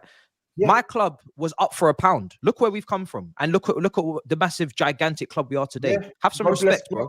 God bless Roman Abramovich, eh? Yeah, right? God bless. And he almost bought you. Do you remember that? He almost bought you. Your life could have been different. I did remember that. And I also remember him. So don't be a hypocrite now. I also remember him snatching Willian from our hands. I also remember. Yeah, so don't be a hypocrite. You would have loved that. Yeah, I remember all the fuckery that he's done for our club over the years. So that's why I said, and I'll reiterate, I can't stand your club. I hate your fans. I think you're obnoxious twats. I hate every single thing about your club, and I wish you nothing but the worst pain. I swear to God, honestly, the last 12 months, as bad as Spurs have been, it has been copium. Watching your fans get the biggest humbling ever, man. You thought you were going to do so much with Thomas Tuchel last year. You ended up with Potter. You spent all the money in January, spent all the money in the summer. Enzo this, Caicedo that, all of this crap. Honestly, it's beautiful to watch. So yes, we ain't won any trophies. Cool. I'll hold that one. But you, the Pride of London, I know you're suffering. You're not used to this.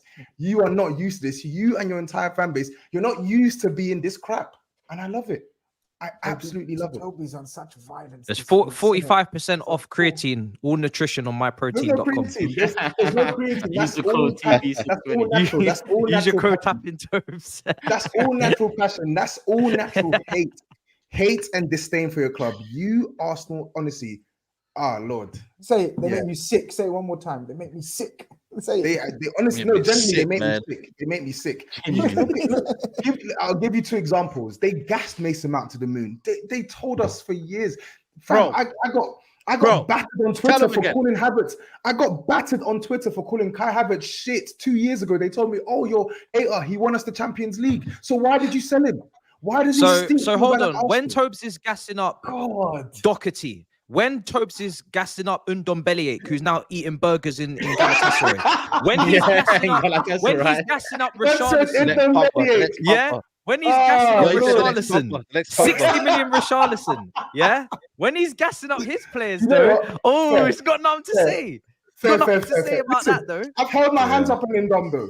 It took you. You lot had the thing is, I'll hold my hands up on Ndom. You have to be pummeled into submission for you to, that meme where the guy's basically holding up the person's eyes. Excuse us for having a bit more patience for a Champions League winning team. You're talking about Mason Mount. He won 2 Player of the Years. Of course, we're gonna have a bit more patience. Matisse, what did Ndombele ever do for you? Did he do anything? This man didn't even train. He did a couple. I'll tell you what he did. He did a couple of kick-ups in the dressing room with Basuma in pre-season, and that was enough for you to get frothy on the TL and start going, "Oh, he's back. This double pivot's gonna click." Wow. Oh, because they were bopping the ball back and forth to each other. Not performances on the pitch, not Champions League assist. A couple kick-ups in the dressing room. That's what it took for you. Don't forget that. You've got me here. You've got me here, but I'll maintain, outside of COVID, the worst thing to happen in the world over the last couple of years is Chelsea winning this Champions League. I've said it a million times because it's allowed these Chelsea fans to pull out some of the most ludicrous opinions. Oh, we won the Champions League. We're the best team in Europe. Kai Havertz, elite player. Mason Mount. Oh, Mason Mount, his XYZ. Reece James, best right back in the world. Callum Hudson-Odoi, 1v1 demon. Oh, how dare you think this player is not good enough? They won the Champions League. Wash your mouth. It's the worst. Honestly, I swear to God, it's one of the worst things to happen because it gave them this false sense of confidence and belief in a squad that just wasn't that good, in players that just weren't that good. So when we bop to the museum, the trophy's chilling right there. That's fine. The trophy's there. The trophy's there. But I haven't. It's a funny game. I hear you. We did get over gas. We did get too high and mighty. But you know what? The trophy's still there. It's still there. Pulisic is not there because he's a 2-pack of arse. All these players that you gassed to the moon, they're not there. Can I tell you something? Football's about winning. It's not about foresight and so when are you going to win this season, brother?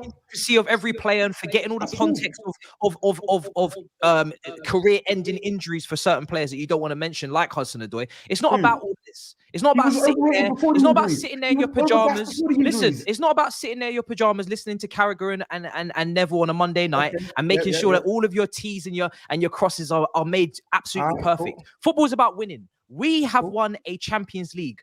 Turkish would give his left bollock for that. You would give your right bollock for that. So when you speak to me, understand 2 Champions Leagues, and when you have something to bring to the table, then you talk. I don't care if all these players flopped. I don't care if all these players flopped. They gave me one of the best moments in my lifetime as a fan. You can't take that away from me. I don't care if these guys flop. I don't care if they end up at Empoli. I don't care if they end up in the MLS. It doesn't bother me.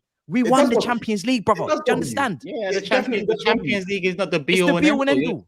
You're acting like it's the be-all. Do you know how much fucking success I've seen at Arsenal? I've seen my club win Premier League titles, Invincible, win the league. That was a long time ago, bro. The league at White Hart Lane.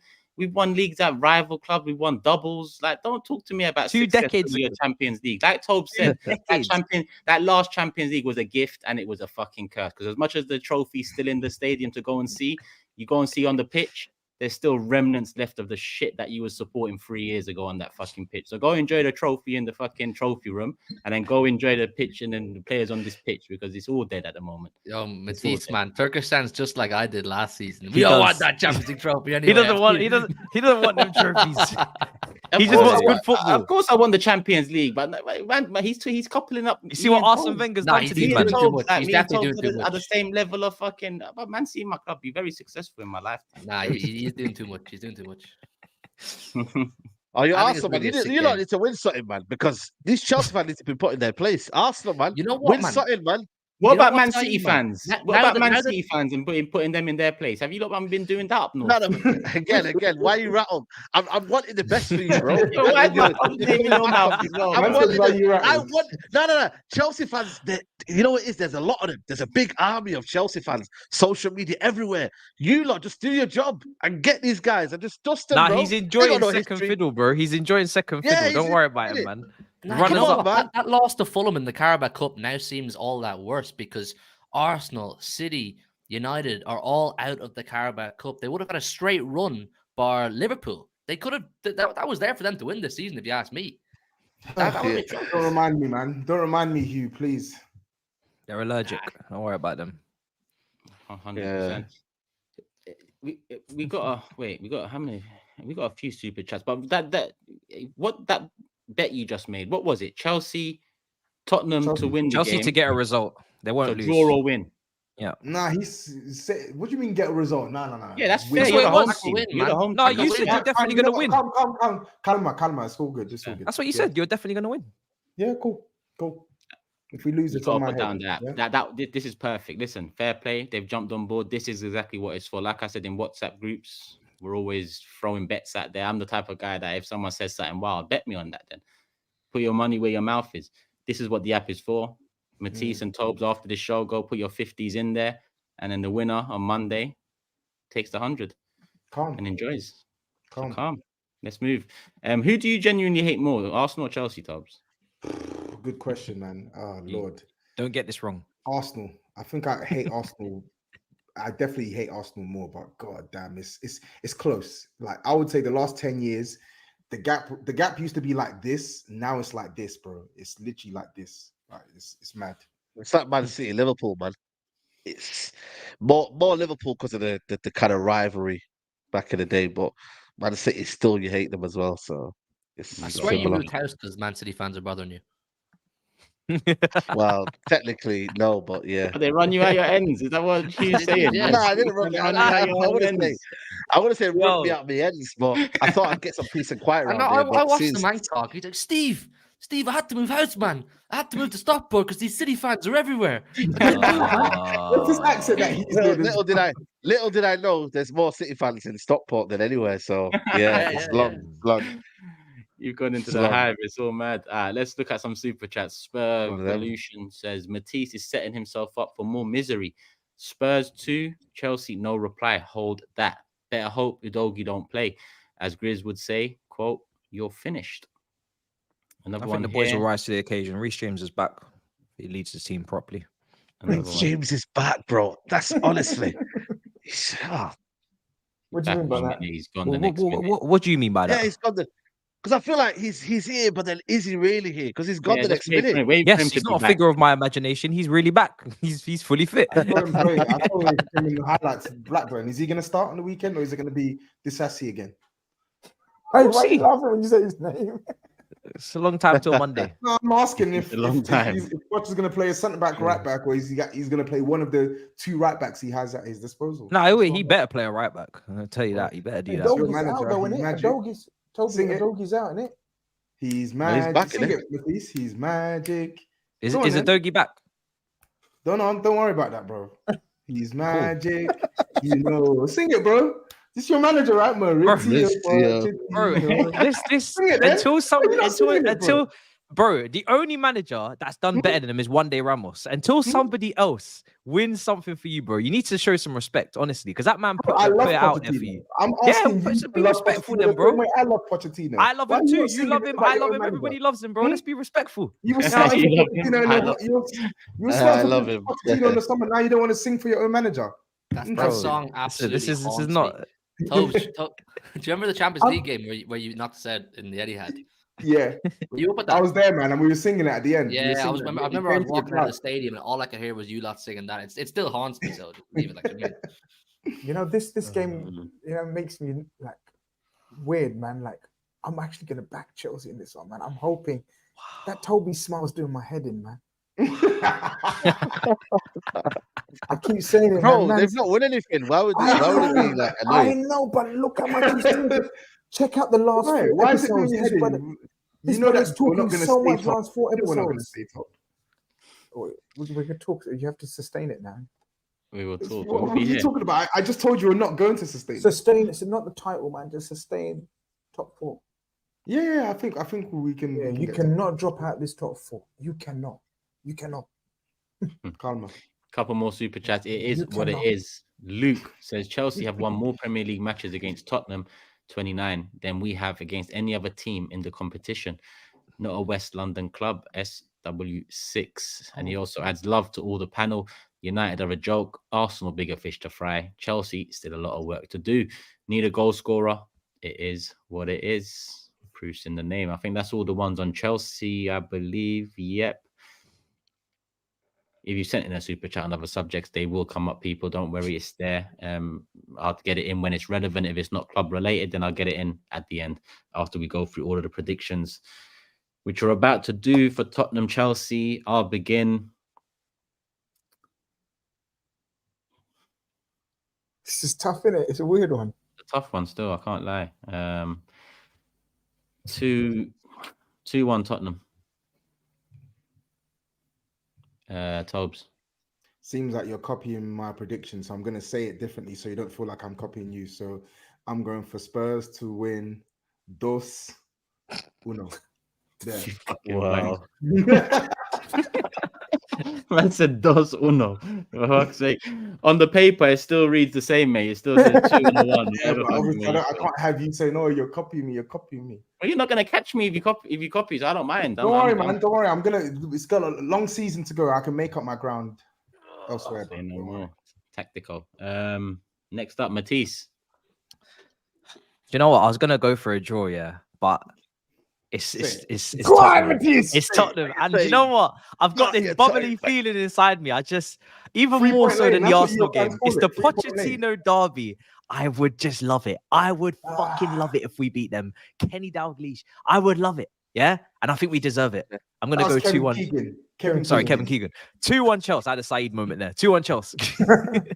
Kenny Dalglish. I would not say Kenny Dalglish. You would have said Kenny Miller, mate. You know what I mean? You would have said good. Kenny Miller. Kenny Miller, mate. SAEED, you're up next. What did you say in the end? 2-1 Chelsea. 2-1. I started dreaming when he said Kenny Dalglish. 2-1 Chelsea. Okay, cool. 2-1 Chelsea. No, I'm with you guys, man. I think it'll be a tight game as well. And you know what? I just think this Andrew will carry on, man. I'm going to go 2-1 as well. 2-1 Tottenham. 2-1 Tottenham as well. Hugh? I kind of need Ange to start slipping up soon so we can get back top of the table and that. But no, I'm going to back him anyway, man. That's my guy. I'm going to say 2-0 Tottenham. 2-0. GRIZZ? I was going to say 1-0, but I can imagine Robert Sanchez coming up for a corner and then chasing back shadows. Fastest goalkeeper in the Premier League this season. Yeah, you take that right now. I'm going to stick with 1-0. I'm going to say what my gut was, 1-0. I'm not going to change it. 1-0 Chelsea? Yeah, Tottenham. Oh, 1-0 Tottenham. Yeah. Why don't you change your mind then? You said you were backing Chelsea. Said you were going to back Chelsea. I said I feel like I want to back Chelsea. Like I want Chelsea to do a result. Okay. I feel like I want. I feel like I want. Say no. To round off the predictions, me, SAEED, and TOBS have all gone for a 2-1 Tottenham win.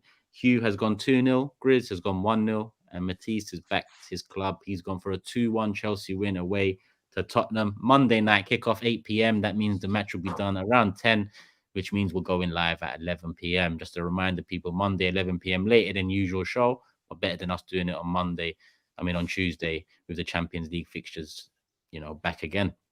Let's move. Next up, Newcastle Arsenal, next best game on the list. Carabao Cup. That's the best game. What do you mean next best game? I think that's the best game. That's the best. Yeah, it can be 100%. It can be Tottenham Chelsea, but yeah, Newcastle. There's more spice to the Tottenham Chelsea one. That going to be nasty. 100%. Our game is definitely the spiciest in the weekend, but 100%. This game is spicy. You lot handle your spice. You're on your Scoville levels. Yeah. Yeah, you talk about spicy games. We talk about real football game. Newcastle, Arsenal. Go on to. What does that even mean? But like this a proper you football talk game. about spicy games. TOBS, Spicy the same games, guy you that was know. trying to convince us about spicy Everton versus Liverpool, but now he went to taste the He food. got you there, man. He I wasn't. got you. I was not. Wasn't a hint of spice on that food, bro. No seasoning on that food whatsoever. It's not even Liverpool section and you got triggered, man. Yeah, I'm just saying, bro. It's not even that Liverpool Everton game. You know when you cook chicken breast fillet, no seasoning, dry dough. Yeah, that's that. Yeah, straight out of the freezer and into the air fryer. That's what that was. Yep. chicken no seasoning. That's what it is, man. Triggered, man. But nah, you know what? Now this game, listen, this game, yeah. Why are you talking? Arsenal should win this game. It's Turkish. Us Newcastle, Arsenal. Why are you talking? Why are they talking on Liverpool? Yo, man, I thought he was Matt. What kind of talk? What are you the host? Are you the guy that dictates the show? Bro, you look. Stop waffling, man. Sure. Man, come on. Bro, they gonna start talking about Liverpool. You start talking about Newcastle, Arsenal. Yo, man, chat, man. Tell him to mute. You get told by the chat every week, man, to mute yourself, man. So just do what you need to do, man. Mute yourself, but to be fair, SAEED is very qualified to speak on Newcastle, so let him speak. It's true. It's very true. See, now I don't want to talk about it now. Because it's coming from a bad place now. I always try to save what I was going to say. I always try to save you. See, that's what I'm saying, Grizz, man. Flip it out. You man, run the show, Grizz, man. I Everyone try just come out save the show, yeah, try and let save Grizz you. stop. Because that's all you do. You interrupt people, mate. I try let me have a save say. you. I try to save you, brother. I try to save You you. done now? You done? Oh, you don't want to be saved. Let him talk. He don't want to be saved. He don't want to be saved to you. Oh shit. Let him cook. Let him You cook. know, mate. What was you gonna say? Now, Then, what I'm trying to say. What I'm trying to say is now that Arsenal have basically weakened their team against West Ham, they should be winning this game because they said that trophy wasn't relevant and they rested their whole team. So now this should be an easy game for Arteta, right? Is that fair, Turkish? Is that how football works? Well, I think that's how the Arteta logic is. So this is the main aim now. It's the main aim. Did Newcastle not play their C team against you? Well, they had an injury crisis, but the main thing is Arsenal coming into this game. They should be. They want to win the Premier League. Newcastle rested hold on a minute. No, hold on a minute. Because Arsenal and Arteta said, you know what? The cup.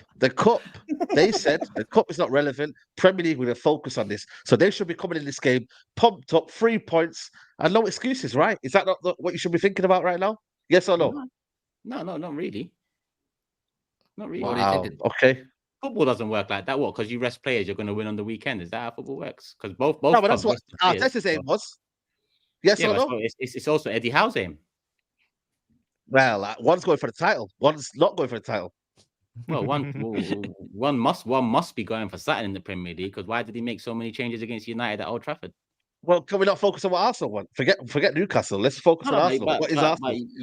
What you're saying is because we rested players, we must win on Saturday. But Newcastle rested players, and they're the home team. So doesn't it work for them, or is it just Arsenal that it works for? No, but listen, we can talk about Arsenal, Newcastle, what they want. But I want to focus on what Arsenal did, and they rested their teams. They said the cup's beneath us because we're going to focus on the Premier League.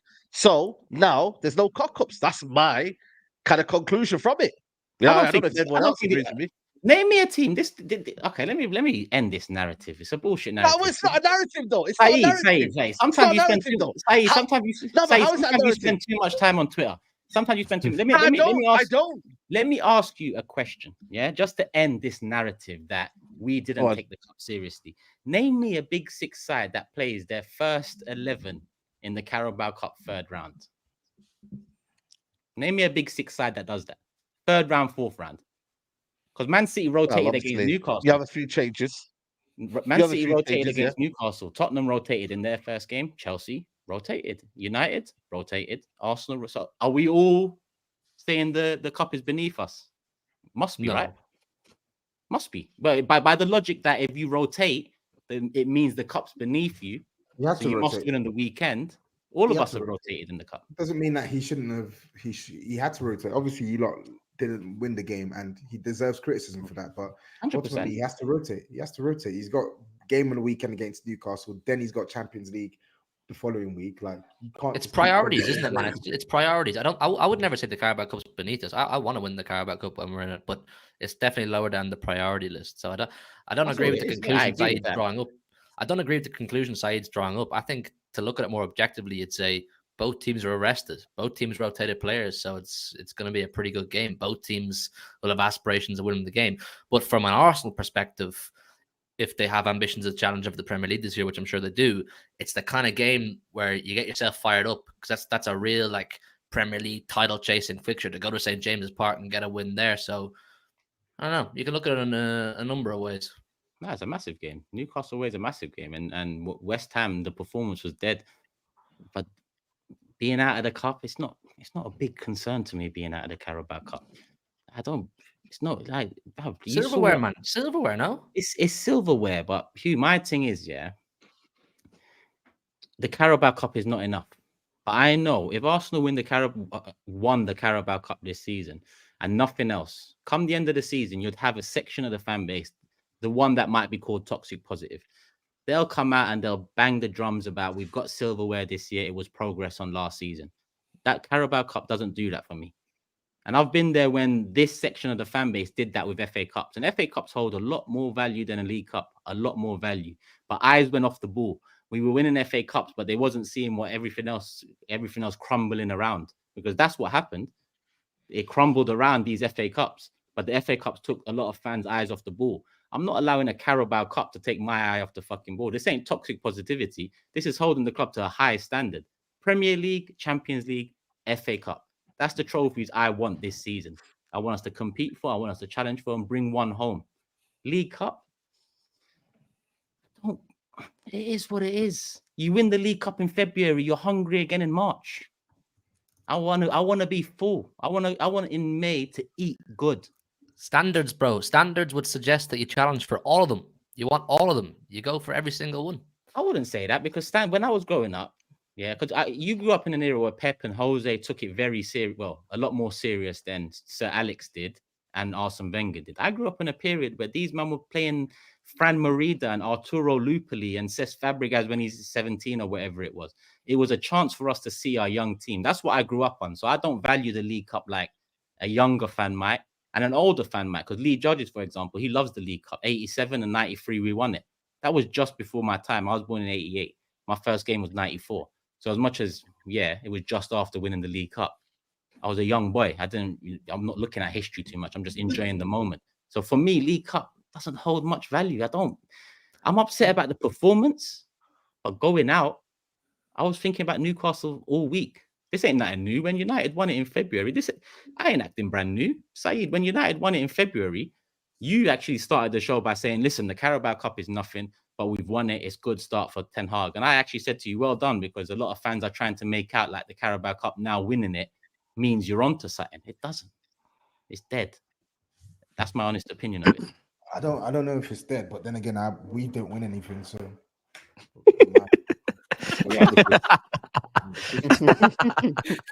No, I felt that. When I see graphics though online with Arsenal, it's always including the community shields, and I know the Carabao Cup is a hell of a lot more important than that. So as long as those community shields get stripped in the total trophy counts, then I'm all good with this Carabao Cup slander. But if Carabao Cup slander is gonna fly, and then I'm gonna see these little shields racked up after all these FA Cups, then I'm not really sure. Jose is a big catalyst for going strong in Carabao Cups, and that was your manager at the time, and he was also 100% in favor of going strong in community shields as well. I don't rate the community shield, but I definitely will take Carabao Cup 100%. Anytime. Yeah. Shield is not really. It's not. I think I like the Carabao Cup so much because we generally won it in seasons where we also won the Premier League. Yeah, so it gets you on a start. Yeah, it kind of complements the Premier League trophy. Yeah. So it made the season feel more complete because, first of all, the main objective, win the Premier League, we did that. But you also then get your days out at Wembley and you see your captain lifting a trophy. Like, I love going to Wembley. There's something symbolic about going to Wembley. So I like the Carabao Cup.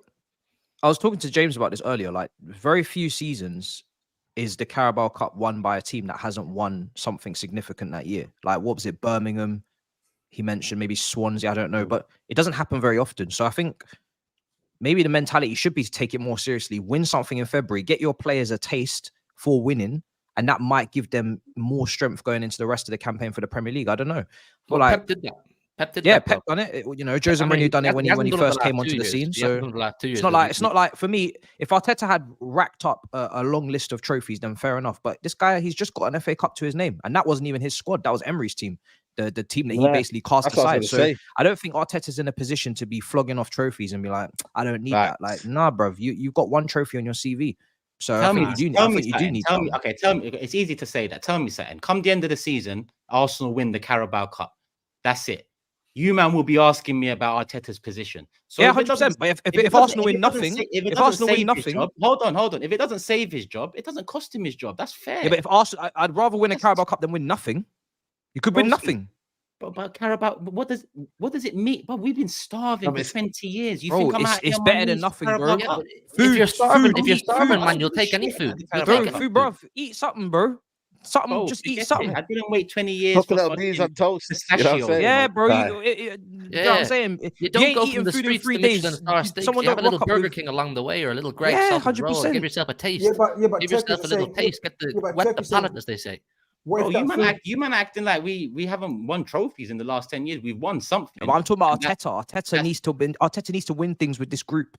Yes, but Arteta does need to win things, but he needs to win majors. The amount of money he's spent. Bro, minors lead to majors. Listen, bro. Listen, it's no. We ain't got time for minors leading to majors. It's major time. We're in major time now. You think I've got time for Carabao Cup? Then 24, 25, 25, 26, 20. Nah, bro. But do you not think though? Do you not think the minor cups lead to major cups though? The trend is quite. You know what I mean? You look at Pep Guardiola. He takes it seriously. He gets a feel for it. The mentality grows. These group of players then kind of feel like, whoa, we won a trophy together. Right, let's go win the FA Cup. Not everybody just goes and gets a Champions League and then just like. And can I ask why it's major time now? Why have you decided it's major time now when all you've won in the last 10 years is an FA Cup? You had one very good season last year. You had, what was it, 8th and 5th there for a while as well. And now you're jumping to, no, it's major time after one good season. I'm genuinely just asking your opinion. Because after finishing second, getting 85 points, scoring the most goals we've ever scored in the Premier League season, more than the Invincibles and so on, why isn't it major time? What else can it be apart from major time? Especially when you consider how long we've had to wait. This ain't just 4 years with Mikel. This is 19 years since moving into the Emirates. I didn't wait. You can't count all of that. Yeah, even if you don't count it, it's 4 years in. You think 4 years in, I care about a League Cup, bro. League Cup, win it in your first year. In your second year, fuck it. Well done. But the reality is, it's major time. Regardless of, we haven't won anything since 2020. Yeah, it's major time. Because on paper, the process, the projects, the direction, the trajectory will lead into a place where minimum title challenge, minimum. Do we have a divine right to win it? No, City are the favorites. City must every year. They're the best team in the country, easily. But we are now at a point where us as fans need to demand minimum challenging for the league title. Minimum. That's why I'm at that stage now where League Cup's nice, it's cute, it's the biscuit, but you need to wait for the tea at the end of the season. It's the starter to the main course, really. It's a compliment. And SAEED, you mentioned that big teams have won it. Big teams have won it, but those, like, you can separate them out. Man City, when they win it, they're one of, if not the best team in the country at that time. Chelsea, when they took it serious and were winning it, they were one of the best teams in the country by a mile. However, you look at Man United last year, who won it. What the fuck did it mean?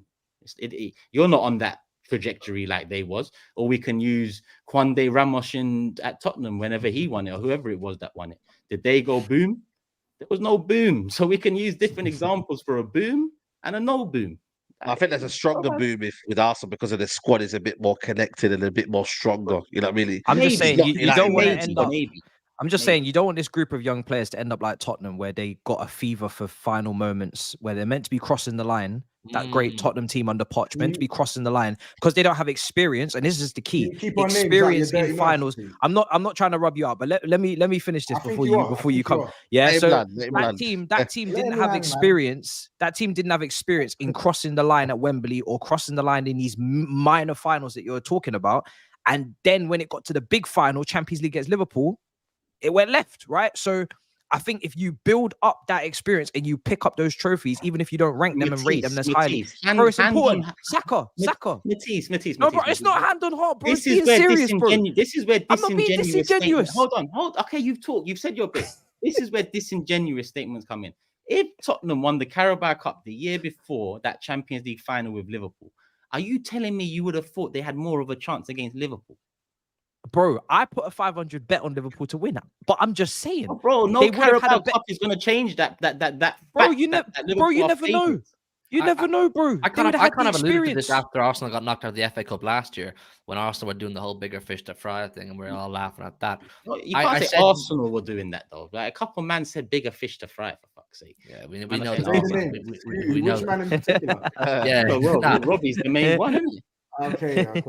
The thing for me is, I think winning breeds winning, and I think the point Matisse is making is very applicable. I think if you're giving a team like Arsenal, who, if we're calling a spade, have struggled to cross the line the last 2 years in a row, top 4 2 seasons ago, win the league last year, if they could pick up a trophy in February in Wembley, it might give them that extra boost. You know what I mean? I think, listen, given investment and the phase or stage that Arsenal are at now, I think they have the capacity and the firepower to challenge for both Carabao Cup or FA Cup or Premier League. And if you're holding yourself to the standards that you believe you are at right now and you're entitled to feel you're at, you should challenge for all trophies. I think a club like Arsenal should believe they can win all trophies every season.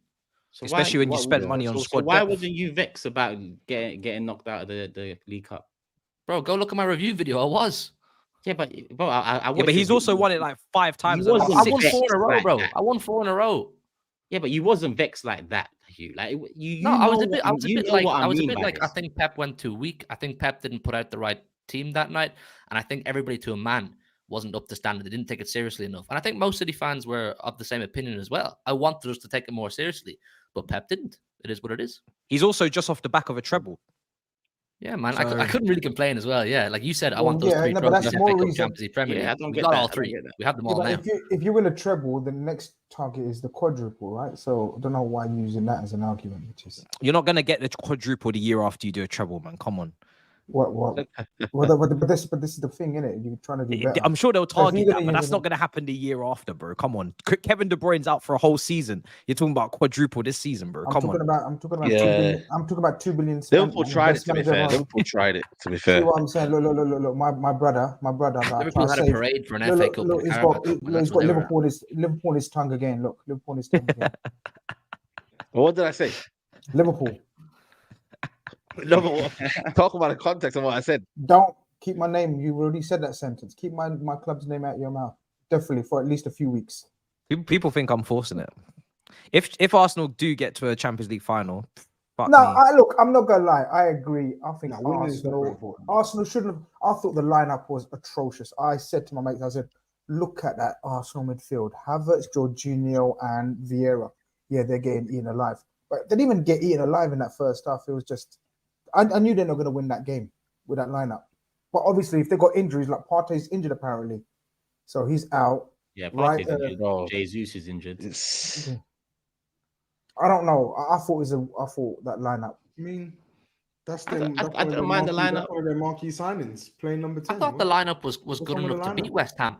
I don't think it was. I think there was more than enough strength in that lineup to beat West Ham that night. Not against that West Ham team. Not against that West Ham team for me. West Ham went very strong. They went very strong. I just think there was no balance. They needed Partey in the middle of one of those 2 lightweight players. Very lightweight midfield. But that's what I'm more vexed about. The fact that when you look at some of the depth that we have,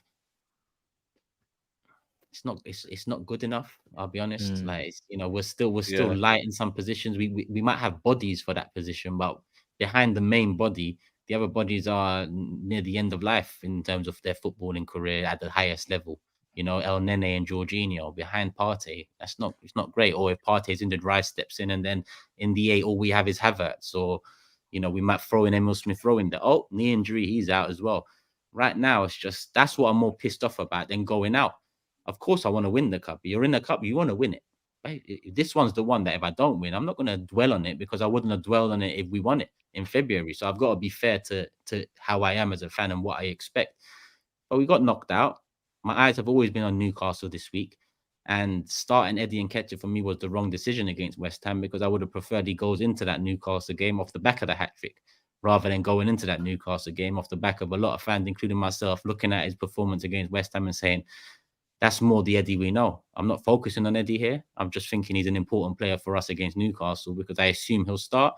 and he'll be the one that's expected to finish the chances he gets. That's another problem we seem to be having, creating enough good chances.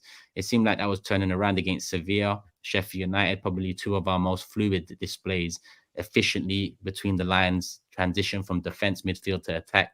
Sevilla first half and Sheffield United, best game of the season when you're just looking at that metric. And then the West Ham game happens, heavy squad rotation. It looks like we're void of any creativity, struggling to really create any chances. I think the first half an hour, most of the first half, we were a better team, but we wasn't really posing that much of a threat. That's my main gripe from not only Wednesday, but the majority of the season. Our chance creation isn't good enough for me to be confident against Newcastle. I'm not confident against Newcastle on Saturday. I don't think we'll win the game, if you want my honest opinion now. We'll get into predictions, but I don't think we'll win the game. That's why when SAEED started with, oh, you rested players, so you're going to win it. No, because the players that were rested haven't set the world that we were unbeaten in the league for sure, and we've been dominant in the majority of our performances. But at the same time, we have a Fulham in there, or we have a Tottenham in there, or a London there, or a West Ham in there. We've had these games that when we're not creating enough chances, it swings the other way. But we have games where we don't create many chances, but we win the game. Nottingham Forest, Bournemouth, really two penalties and a off the post Jesus, lucky, fortunate into Saka. We didn't create many chances. We won 4-0. That's my problem with Arsenal at the moment. That's why I'm not confident about the Newcastle game. I can't lie. Even though Dortmund beat them at St. James Park, I don't know, man. I don't know. That's fair. That's fair. Yeah, winning at St. James Park ain't for everyone, man. I'm not gonna lie. And we won at the end of last season when it really didn't matter anymore in the title race. But back-to-back wins at St. James Park is going to be a tough ask. But without Jesus, without Partey, two positions that when you look at without Jesus, it's Eddie or Havertz. Without Partey, Odegaard as well. And Odegaard's form as well is not good as well. Yeah, so he's been on the bench the last 2 games. That because of his form. So credit to Arteta for that. That was the only plus from West Ham. He comes off the bench and he scores. I actually liked him coming in from that 8 position. I think it looked good for that brief moment, let's say. But that was the only positive. Odegaard, bad form, comes off the bench, rested 2 games, he gets a goal. Hopefully he turns a corner because he will be important to us. But I watched a video on Tifo Football. It came out recently, are Arsenal worse than last season? And it talked about the fluidity thing that I've mentioned and the chance creation and what we've sacrificed in order to be more defensively sound and controlling. They mentioned that that's probably affected Odegaard too, which it probably has. It's affected Saka, Martinelli, Odegaard, a few of our players that would thrive in a more freer flowing, more efficiently quick side.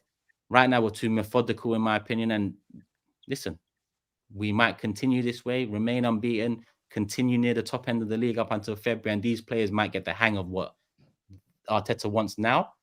But right now, what I'm seeing is a handbrake type of performance from a lot of our attacking key threats: Saka, Martinelli, Odegaard. Jesus is probably the one. When I watch him, he's a bit unpredictable. You can't really put a handbrake on Jesus. He does what he does. There's not really he's an experience, more experienced than the names I've just mentioned. So he's the one anomaly in the bunch. Everyone else is very regimented to this new way. So when I see it, I haven't been excited watching an Arsenal. Actually, Sheffield United was good and the thrashings are good. But in terms of a performance, that first half against Sevilla was probably one of the best 45s I've seen all season. Is Jesus fit for this game? He's not, is he? No, he's out. He's out for after international break. It might be December. He's out as well, isn't he? He's injured. Isak? Yeah. Wilson started the last couple of games, but didn't Isak come off the bench in one of them? I'm not sure. I don't know. No, he's out. I think Isak's out. Isak's out. Oh, that's Callum Wilson's potent anyway, so yeah, he can cause threats for sure. And that's it. Well, we're 1 hour 45 in, so we might as well move on to super chats, then predictions. Bare super chats coming in the Arsenal segment. Listen, if I don't get the super chats in, people, apologies. We're 1 hour 45 in. We've still got 3 predictions to make. It's one of those nights, people. Still, just a reminder, all super chat money, all ad revenue, all sponsorship money from Manscaped and Fair Play, it gets reinvested back into the business, back into content, back into improving quality, not just for now, but for seasons to come as well. We're already thinking about next season and the potential of us doing watch-alongs together and stuff like that. So make sure you're here, people. Hit the like button, continue supporting. And if that's something you want to see, then it is coming sooner than you think. So let me get the super chats in. Point of view from AJ. We miss Xhaka. Reason we've created less in the midfield. The reason Zinni looks shite and Odegaard plays like mid. Hope we fix that in Jan. We do miss Xhaka, but we miss Xhaka more so because the upgrade was a downgrade. But Xhaka's actually doing very well in Bundesliga, especially I've seen something today. Most forward passes in the league, which it's good. It's good for sure. But we still needed an upgrade on him. It's the upgrade we've got wrong. You know, that's where Arteta's really fucked up. Agreed. Arsenal won 3 Premier Leagues, including 2 doubles. They didn't win the League Cup. 93. That's the one I'm talking about. I missed AMT. The doubles were the FA Cups. Even that's what I'm saying. You win a Premier League and a Carabao Cup. It's not even called a double. So don't talk about me looking down on it. The world fucking looks down on it. But please don't hype it up now. We're at. Just Waffling says, I hear what Turkish is saying about the Carabao, but when you haven't won anything, you can't think that far ahead. Win what's in front of you. Would be nice. Didn't happen. We move. Ryan, Turkish, your thoughts on Timber being ahead of schedule? As I'm hearing, he could be back on the training ground in January, 5 months after the ACL. Ryan, forget about what you hear online, bro. Just wait for it. Because, you know, you get a lot of people online that like to throw things out there without really knowing what they're talking about. And then the fan base goes wild. It gets a hell of clicks. They're happy because they're getting clicks and they carry on talking nonsense and giving in the no bullshit. So I don't listen to any of that. When he comes back, he comes back. All I know is we haven't got him now, and that's all I can talk about. Remy says, according to logic from Matisse and SAEED, finishing 8th by Arteta was also with Emery's squad, but you still hold it against him. But the FA Cup is not his. I didn't say it wasn't his. I said it wasn't his squad because he's rebuilt the team, right? Yeah, he has rebuilt the team. Mr. BP says, I agree with Turkish. To be honest, if City don't win the league and any team other than Arsenal do, Teta's job should be at risk based on us being better than the rest. 100%. If City don't win the league and it ain't us, mate, we will talk. My man Tobes has slipped into a daydream. When we beat Chelsea, please, I need a happy therapy sesh with Abby, Fuad, and X. Jay says, I knew the Carabao Cup was a waste of time when we lost to Birmingham in the last minute of the final and Koscielny got slapped on the head and didn't respond. That day, Koscielny was finished. Barry Ferguson rubbed his head like a ute and you didn't do nothing. You should have gone and just thrown him into the crowd. But how are you just allowing him to do that? Dare to go, I says Turkish. And I know you're not doing this, but Arsenal fans are flexing the community shield saying they've beaten us twice. Bro, again, this is what I'm saying. You say you know you're not doing this, then you say Arsenal fans. I'm an Arsenal fan. If you know I'm not doing this, then we need to think of another word for this type of Arsenal fan. Please, someone think of a new adjective, noun, whatever you want to do for the fans that do things like big up the community shield too much. AMT says 98 Premier League FA Cup double, 2002 the same, 2004 Invincibles. Yeah, AMT, that's what I didn't say we won the League Cup in this era. Are you talking to me or them? I don't really know. I thank you for the super chat.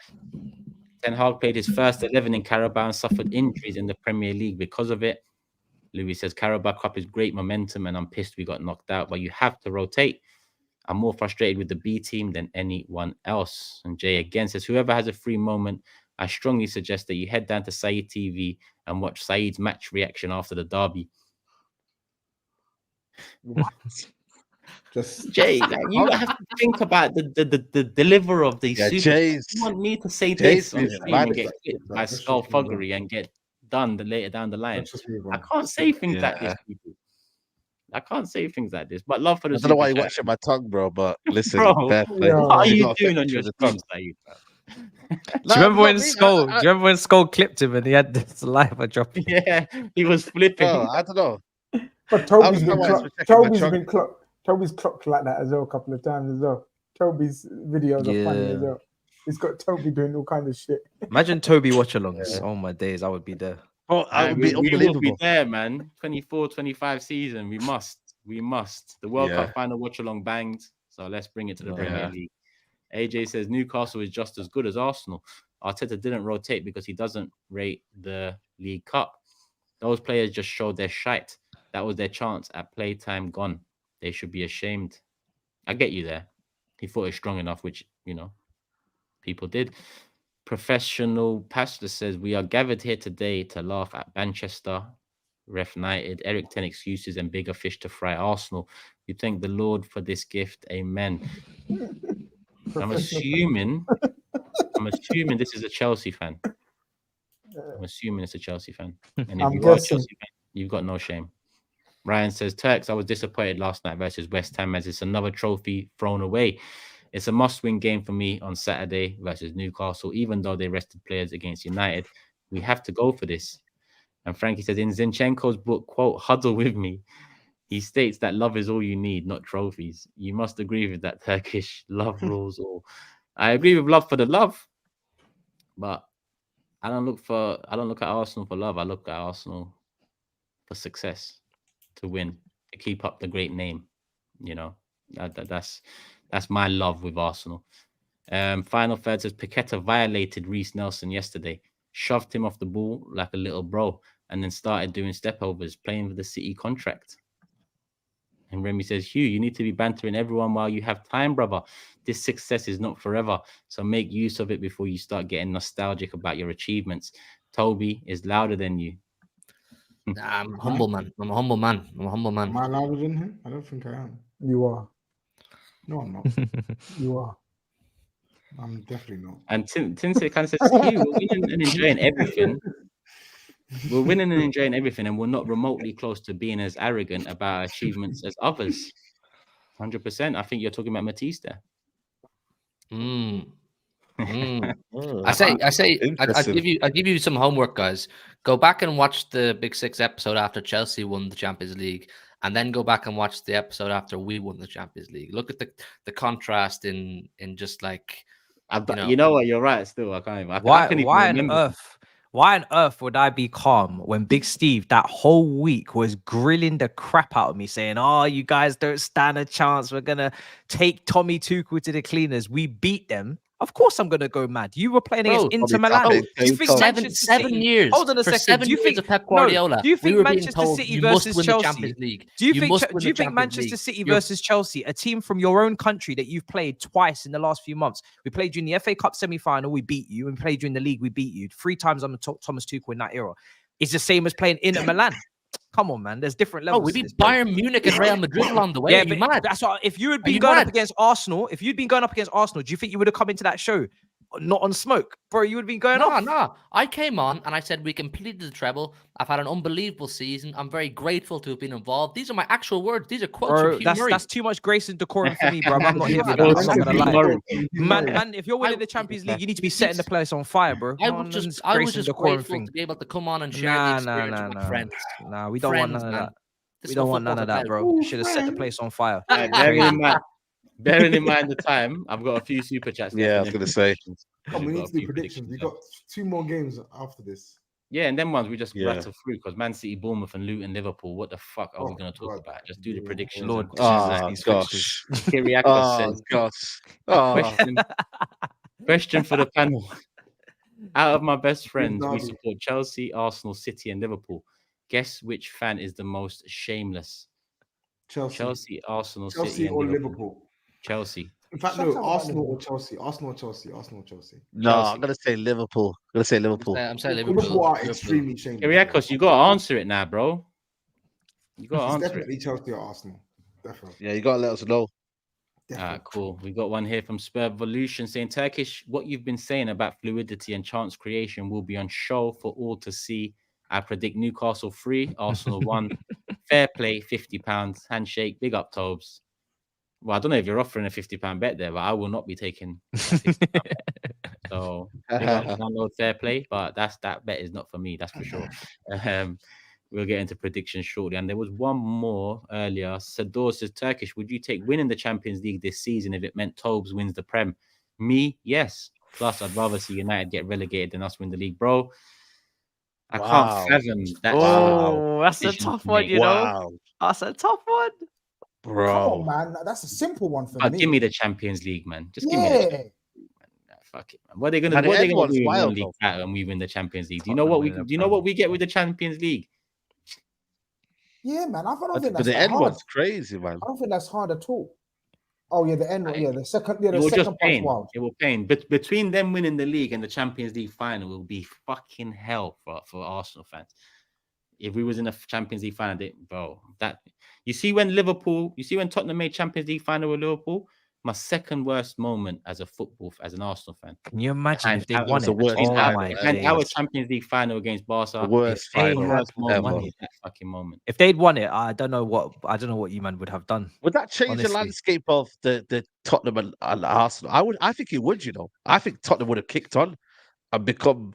Kicked on because that team was coming towards the end. They needed a rebuild, I think. But it would change the landscape of the show for sure. Forget that. It doesn't even matter if they go on to dominate. Like I said, if you win a Champions League, you win a Champions League. Do you think anyone cares? Do you think TOBS cares what happens after that? Nah, but I think they would have. Yo, listen. If they win that Champions League, I'll be real. You don't want to see Spurs win trophies with me. Yeah, come on, Toby. You don't want to see Spurs start to win trophies. Oh my days! I'm gonna move more shameless than Arsenal, Chelsea, and Liverpool put together, bro. I swear to God. I know this. I know this. Oh Lord. Last one here. Karan says, "Turkish, you have been more successful than Arsenal in the last 20 years. Are you sure you want to look up to Arsenal for success, broski? I don't know what this means. Look up to Arsenal for success. I don't know what that means. I just want my club. He said you'd have been more successful than Arsenal. What? I'm confused. I'm confused. I think he's ripping Arsenal by trying to be. I don't know what he's doing. But listen, love for the super chat. Love for the 6.5k in the building. Hit the like button. Let me check how many likes we're on. 1.8. We're 200 away from 2,000. Hit the like button, people. Let's get to 2,000 right now. And if you're not subscribed, make sure you subscribe, people. Show some love to the sponsors too. Fair play. Link in the description. QR code will be on the screen shortly. You can bet your mates through that app. TOBS and Matisse have got a bet on this show. £50. Tottenham win on Monday night. Draw and a loss. Matisse gets the money. And let's not forget about Manscaped. 20% off. Use the code TB620. And we move, people. Black Friday, Cyber Monday coming up. Use the code for extra discount. So, prediction time. Tough one. Newcastle got injuries, man. Bro.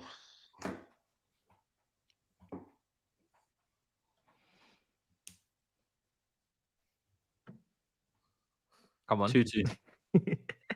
Oh, God. That's 2-2. I was going to say. Told you're going to do this after every time I talk. Oh, that's what I was going to go for.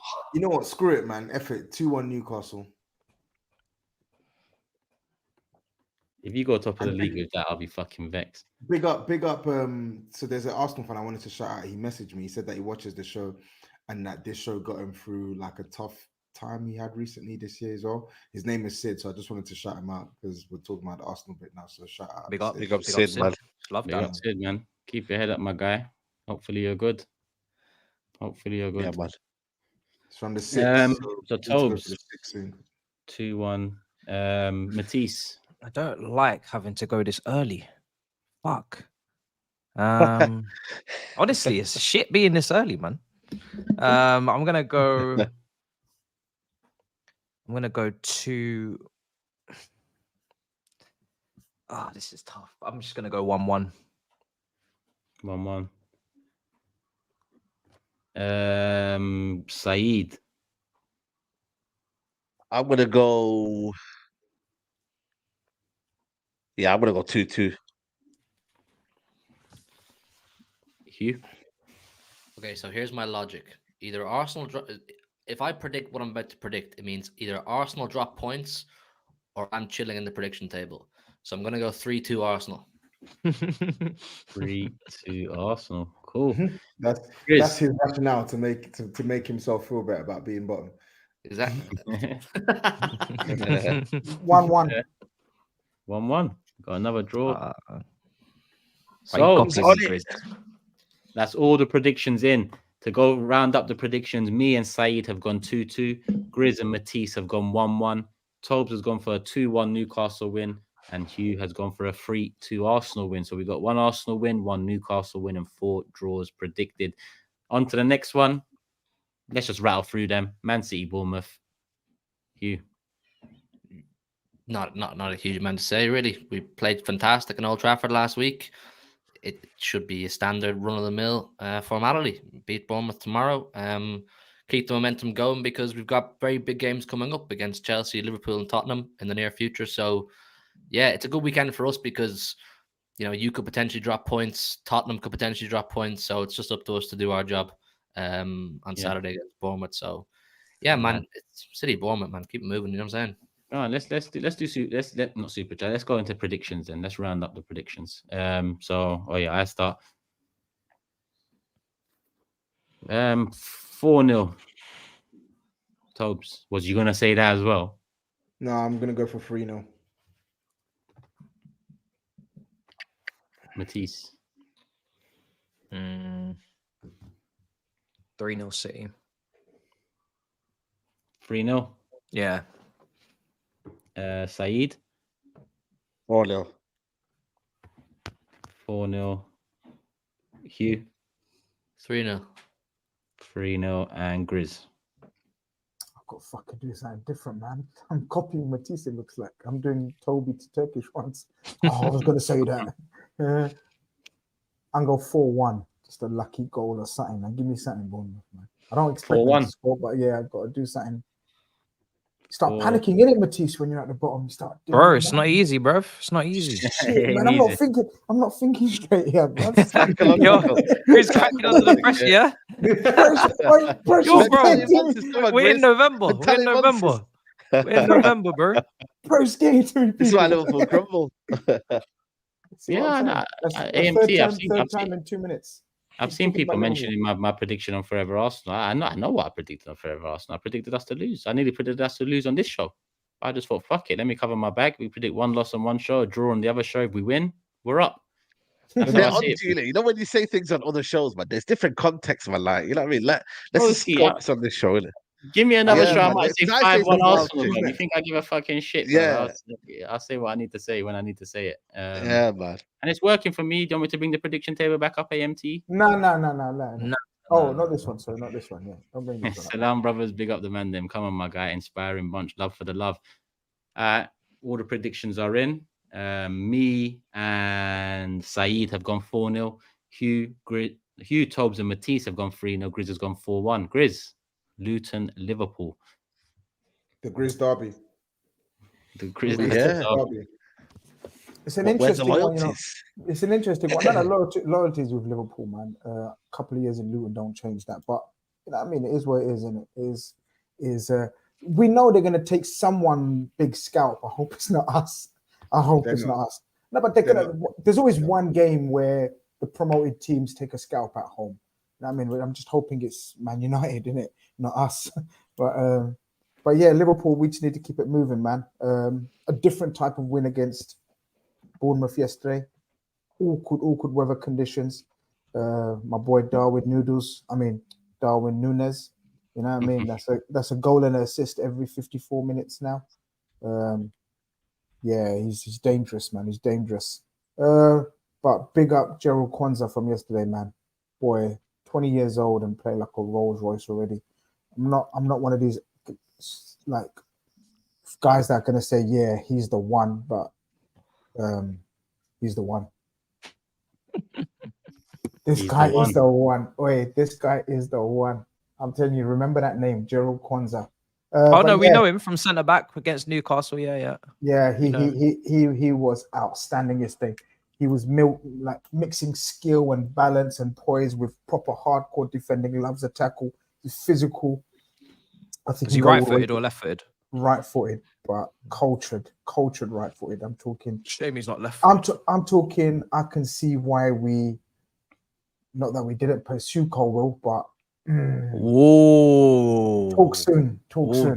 Dangerous conversations. Talk soon. But Liverpool Luton, we need to go there. Obviously, the crowd, like Toby Spurs went there a couple of weeks back, and the atmosphere was wild, and they're up for it. We just got to calm them down. And with our front five available, well, hoping and praying Luis Diaz, his parents, his father's return. That's the first thing. That's the madness what he's going through. Absolute madness.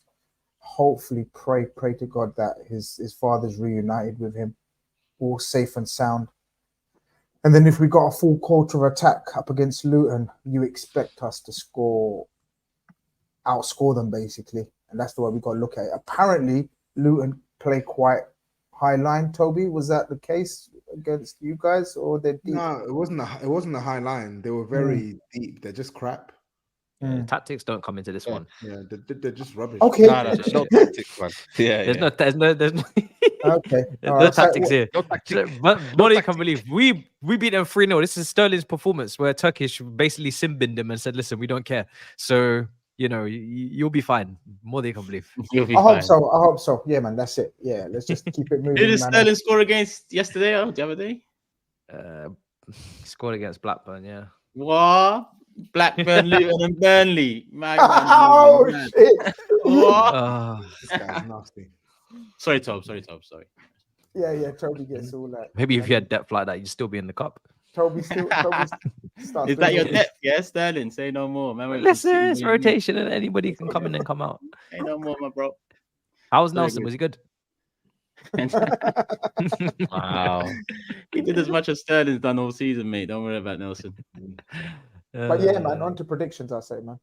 On to predictions. We got one super chat from Keith saying, wait a minute, is it the same Gakpo GRIZZ told us 35 days ago? Quote, Udogie broke his leg that played and scored yesterday. Quite a recovery, that. Yeah, he said one. Interesting. Yeah. No, he fractured the bone and he was out for a month. You said broke. You definitely said broke. He wasn't even out for a month. He wasn't even out for a month. Yo, this ITK shit's got to stop. He was. What are you not talking about? Crazy. He fractured a bone in his body. Have you not fractured a bone and recovered a month? He could have nearly killed him, he said on the show. He could have nearly killed him. See what Kiefer, see what you've set off, Kiefer. Thank you for the super chat.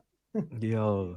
We've got 7 super chats left unrelated to Liverpool, so we're going to do the predictions. We're going to round up the super chats, get the prediction table up one more time, and then we're going to wrap up the show, people. So Luton Liverpool predictions. I'll kick it off with a 4-0 Liverpool win. Oh, this TOBS. Stop it. Oh, you're making me sick, man. Your predictions are making me heave. It's actually pissing me off. I'm just gonna have to go. They're so tactical. I'm gonna have to go 3-0. Now I'm doing tactical from the top going first. Do you not want to change the rules again or something? I don't get it. What's going on? 3-0 Liverpool. 3-0. These predictions. Matisse. Oh, I have to go 5-0 Liverpool. What? Yes, Luton are shit, bro. Bro. You're gonna batter them. With your attacking talent, you better be getting 5. You're gonna cut. So Bosline shit, bro. You're not doing too much. You're not doing too much. You got a soft spot for Luton. That's what it is, bro. When you play them, you understand. They're a bad team. They're a very bad team. Look at you. Yeah, they're bad. Go on, Saeed, you're up next. Yep. 3-0. 3-0, Saeed. Hugh? 4-0, Liverpool. 4-0 and GRIZZ. 2-0. Oh. You did this against Everton as well. Yeah. Is there a problem? He wants to stay. Leave him. He's going to stay bottom. Yeah. So what's your problem? So what's your problem? He's going to do that chili. No, so what's your problem? He's going to do the edible. That's what. So what's your problem? No problem. No problem. No problem.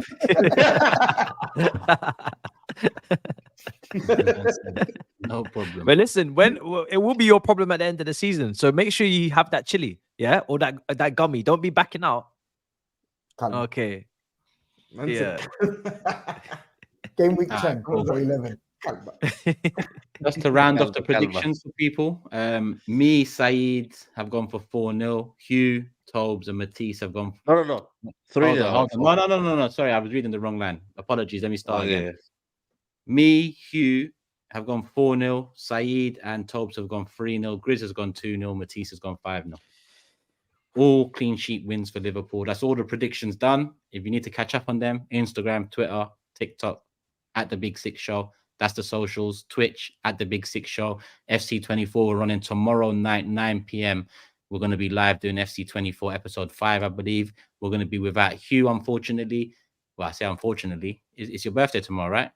Yeah, birthday tomorrow, yeah. Come on, big up Hugh. Big up Hugh. Big Hugh. I'm going to go on a bender. He's turning 21. Come on, brother. The Irish. Come on, man. Yeah. Brother played like he was on a bender last week, though. So yeah. You'd probably be better off without me at this rate. Well, have we got a special? Are we allowed to review? So we've got a special guest coming in to replace Hugh. He's also a City fan. He doesn't have as much hair as Hugh, and he's slightly older, people. So I'm going to leave it at that. I think you can guess the rest. And then we got another special as well, no? And yes, we do. What? Yes, we do. So Big Steve steps in for Hugh, and Skull Thuggery steps in to do what you might want to play right back to give Tobes some support because he has not looked away. He's got you know what? Tobes hasn't looked the same since we lost our right back, so that's where Skull's playing. Don't worry, I'm gonna trust me. Tomorrow, I'm telling you, tomorrow could be an epic session. I'm gonna cook. Trust me. I got my new guy. Tomorrow's gonna be bad. Tomorrow could be epic. He's gonna be bollocking everyone. SAEED, you're Rashford. SAEED, you're Rashford. You're going up front. You know that. Yeah, man. You're under a lot of pressure, brother. Now put Steve up front, man. Let him be Haaland. Steve up front. Are you mad? Come on, man. Come on, man. Come on, does he even know what a pro is? Does he even know what a pro is? I'm not creating chances for Steve. Steve going centre back. Centre back. Let him fucking have people. Get your noggin on it, man. Do you know what I mean? You know what I'm saying? Big Steve and I. 2-footed tackles and shit. He's not going up front.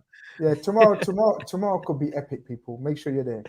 Yeah, 100%. Like I said, I need my opportunity up front, man. I need my opportunity up front. Yeah, but the thing with you up front is you're. I love the creativity you bring, man. I don't know, man.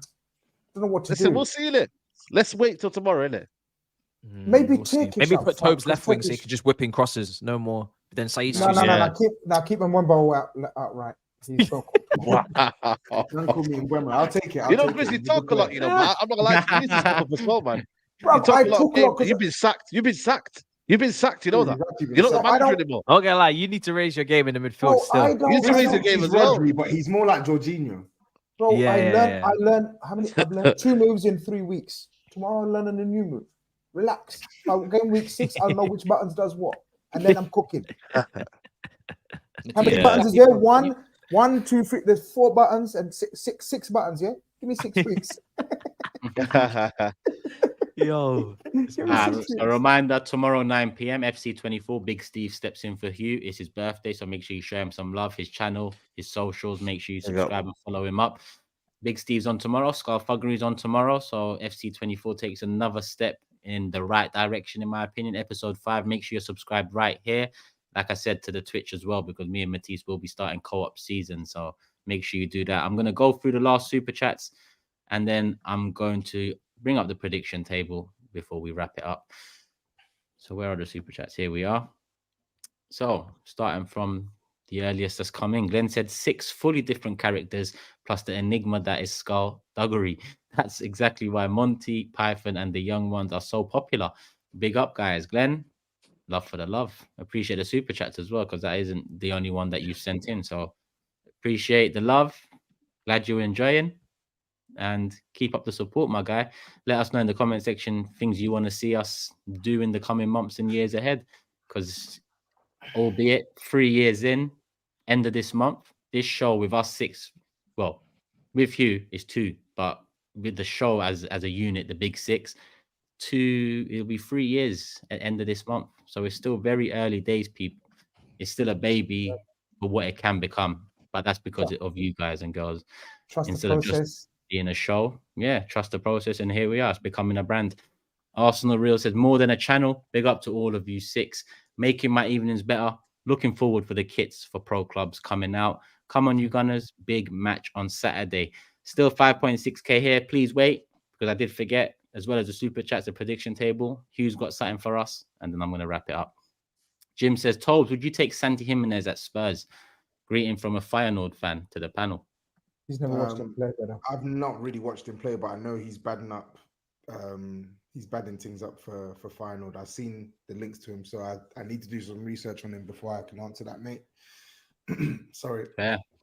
Glenn as well says El Estepario Siberiano, Turkish. Please be half the drummer. I don't know what that means. I'm confused. Maybe he wants you to join a band. Yeah, probably. What makes him think Big 6 band? Big 6 on tour. Sounds good. Glenn, talk to me, man. I don't know what you're saying here, but I'm going to search up that name anyway. I can sing, you know. Huh? I can sing. You can really? sing. Actually, no. Yeah, we have heard you sing. Remember the whole anthem that you sung? Yeah, my days. No. I can sing. I can proper sing. Okay. Well, like Whitney Houston. Speak soon. I didn't want to say yeah. Say no more. Speak soon. sing soon. You know what? When we have our first live, you know what? Don't even say anything. When we have our first live show, you will sing to the crowd. I will sing to the crowd. Yeah. There you go. That's how we open it up. We need to do the Big Six Got Talent. That might be one of the series we got to do. I like that. Sick. I like that. There you go, man. Look, the idea is flowing live on stream. 2 hours 15 minutes in. Shit, it's 2 hours 15 minutes in. All right, let me whiz through these super chats and call it a day, people. Costa says, big up the panel. Got a broken ankle and been watching the show still in the hospital. Thanks for the medication, boys, and keep up the good work. Get well soon, my bro. Broken ankles are no joke thing, so give yourself enough time before you get back. I assume you broke it maybe during sports, football maybe, but give yourself as long as possible. Hopefully you're still young enough that your body, recovers quickly, because once you start hitting 30s and late 30s, yeah, make sure your body and all your operations are done, people, because it doesn't get any easier. Joel says, how are United fans not the most shameless when SAEED has entered the show wearing a balaclava and left saying that they'd win the quadruple? That's just SAEED though. When you put it like that. What was this? That wasn't me. You're insane. That was wasn't me. literally last season, bro. That was literally last season. Viva. No. I didn't say quadruple though. Yes, you did. Yes, at the start of the season, you did. You said you win the quadruple. Word for word, you said. I know. It's such a false version of yourself. You're like, bro, that's probably me. Yeah, bro. You know that video. You know that video. 2 seasons ago, even not last season. 2 seasons ago. Yeah. But also we got Ronaldo, and it wasn't me that said it. I just kind of was. You just regurgitated it back out. Yeah. No. It was Stop My Base. Shout out to Stop My Base. He said it. We're going for the quadruple, and I just went. I was just like, I was gassed in the moment. I didn't say anything. I didn't agree with anything. So you know that what just now, that was like for like with that meme. You know the guy that says, "What? I didn't know that." Yeah, I didn't know that. The guy that gets called from the bro, the surprise. Last one here. Barney. What happened to standards being high to classify players world class only 5-6 years ago? Now people calling quality players like Saka and Martinelli world class with 0 major achievements. Delusional. I don't disagree. I don't disagree as well. But that's why I say football's not just a major achievement thing, but I don't want Arsenal fans to get offended with Saka and Martinelli, but I think this applies in general, not just to these two, in general. Too many players are being banded as world-class players when they're not operating at a world-class standard. So yeah, 100%. It's all got skewed now, the meaning of it. Yeah. All right. So before we do wrap it up, still 5.5k in the building. Hugh, you showed me a shirt before we went live, and you told me a bit about it, and I think it makes sense for you to tell the people where you got it from and what it represents and how it helps a certain group of people. Yeah, so for those of you who watched the show the last couple of weeks, you would have heard Turkish speak on our support for Palestine here in the show, all 6 of us. And it was great to see pretty well everybody in the comments after the show and during the live show as well were the exact same. So I thought I'd just show this. It's my local club here in Dublin, who I go to watch on Fridays when I'm free. They made an away shirt this season, which it looks like this. So you see the Palestine flag or colors on it: black, red, white, and green. And basically it's the club's away shirt. We wear it all away games, and I think it's £55, but with profits going towards helping people in Gaza and the West Bank, mainly children, women and children. So I just thought I'd show it. Obviously this isn't a paid promotion or sponsorship at all. It's pretty just me showing something I think is quite cool. I think we're going to put the link in the chat if anybody wants to buy it. It's a sick shirt. I'll show you again. Fits great. Hides the beer belly if you're like myself. And yeah, man, it's a good price and you're supporting a great cause. So yeah, I just thought I'd give it a quick show, man. Big up. That's quality. Big up Hughie, man. Quality. 100%. And I have put a link in the chat.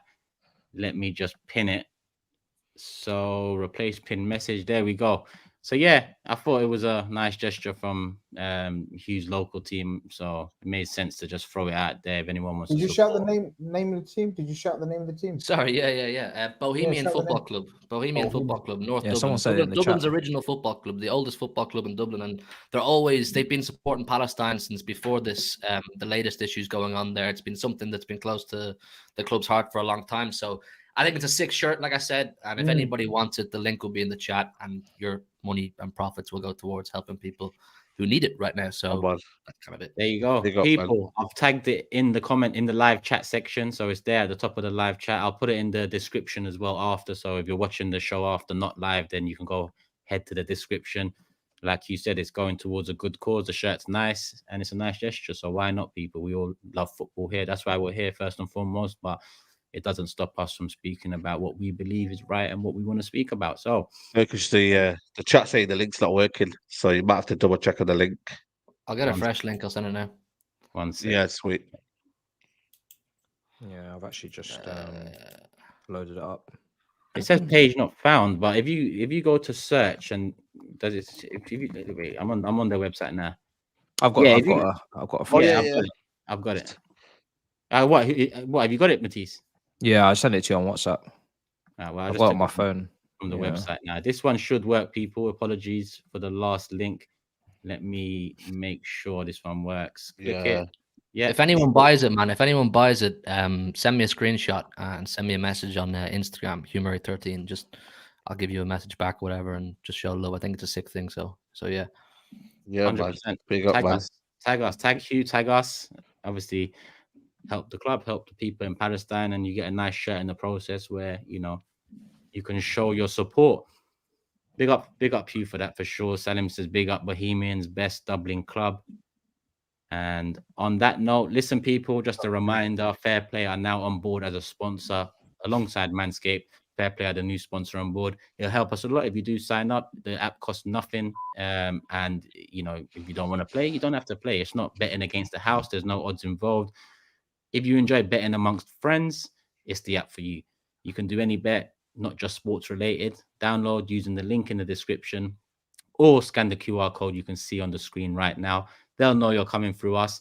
And there's more to come from the collaboration between us and Fair Play. 18 plus, be gamble aware. Let's not forget that, people. Just keep it fun like I do.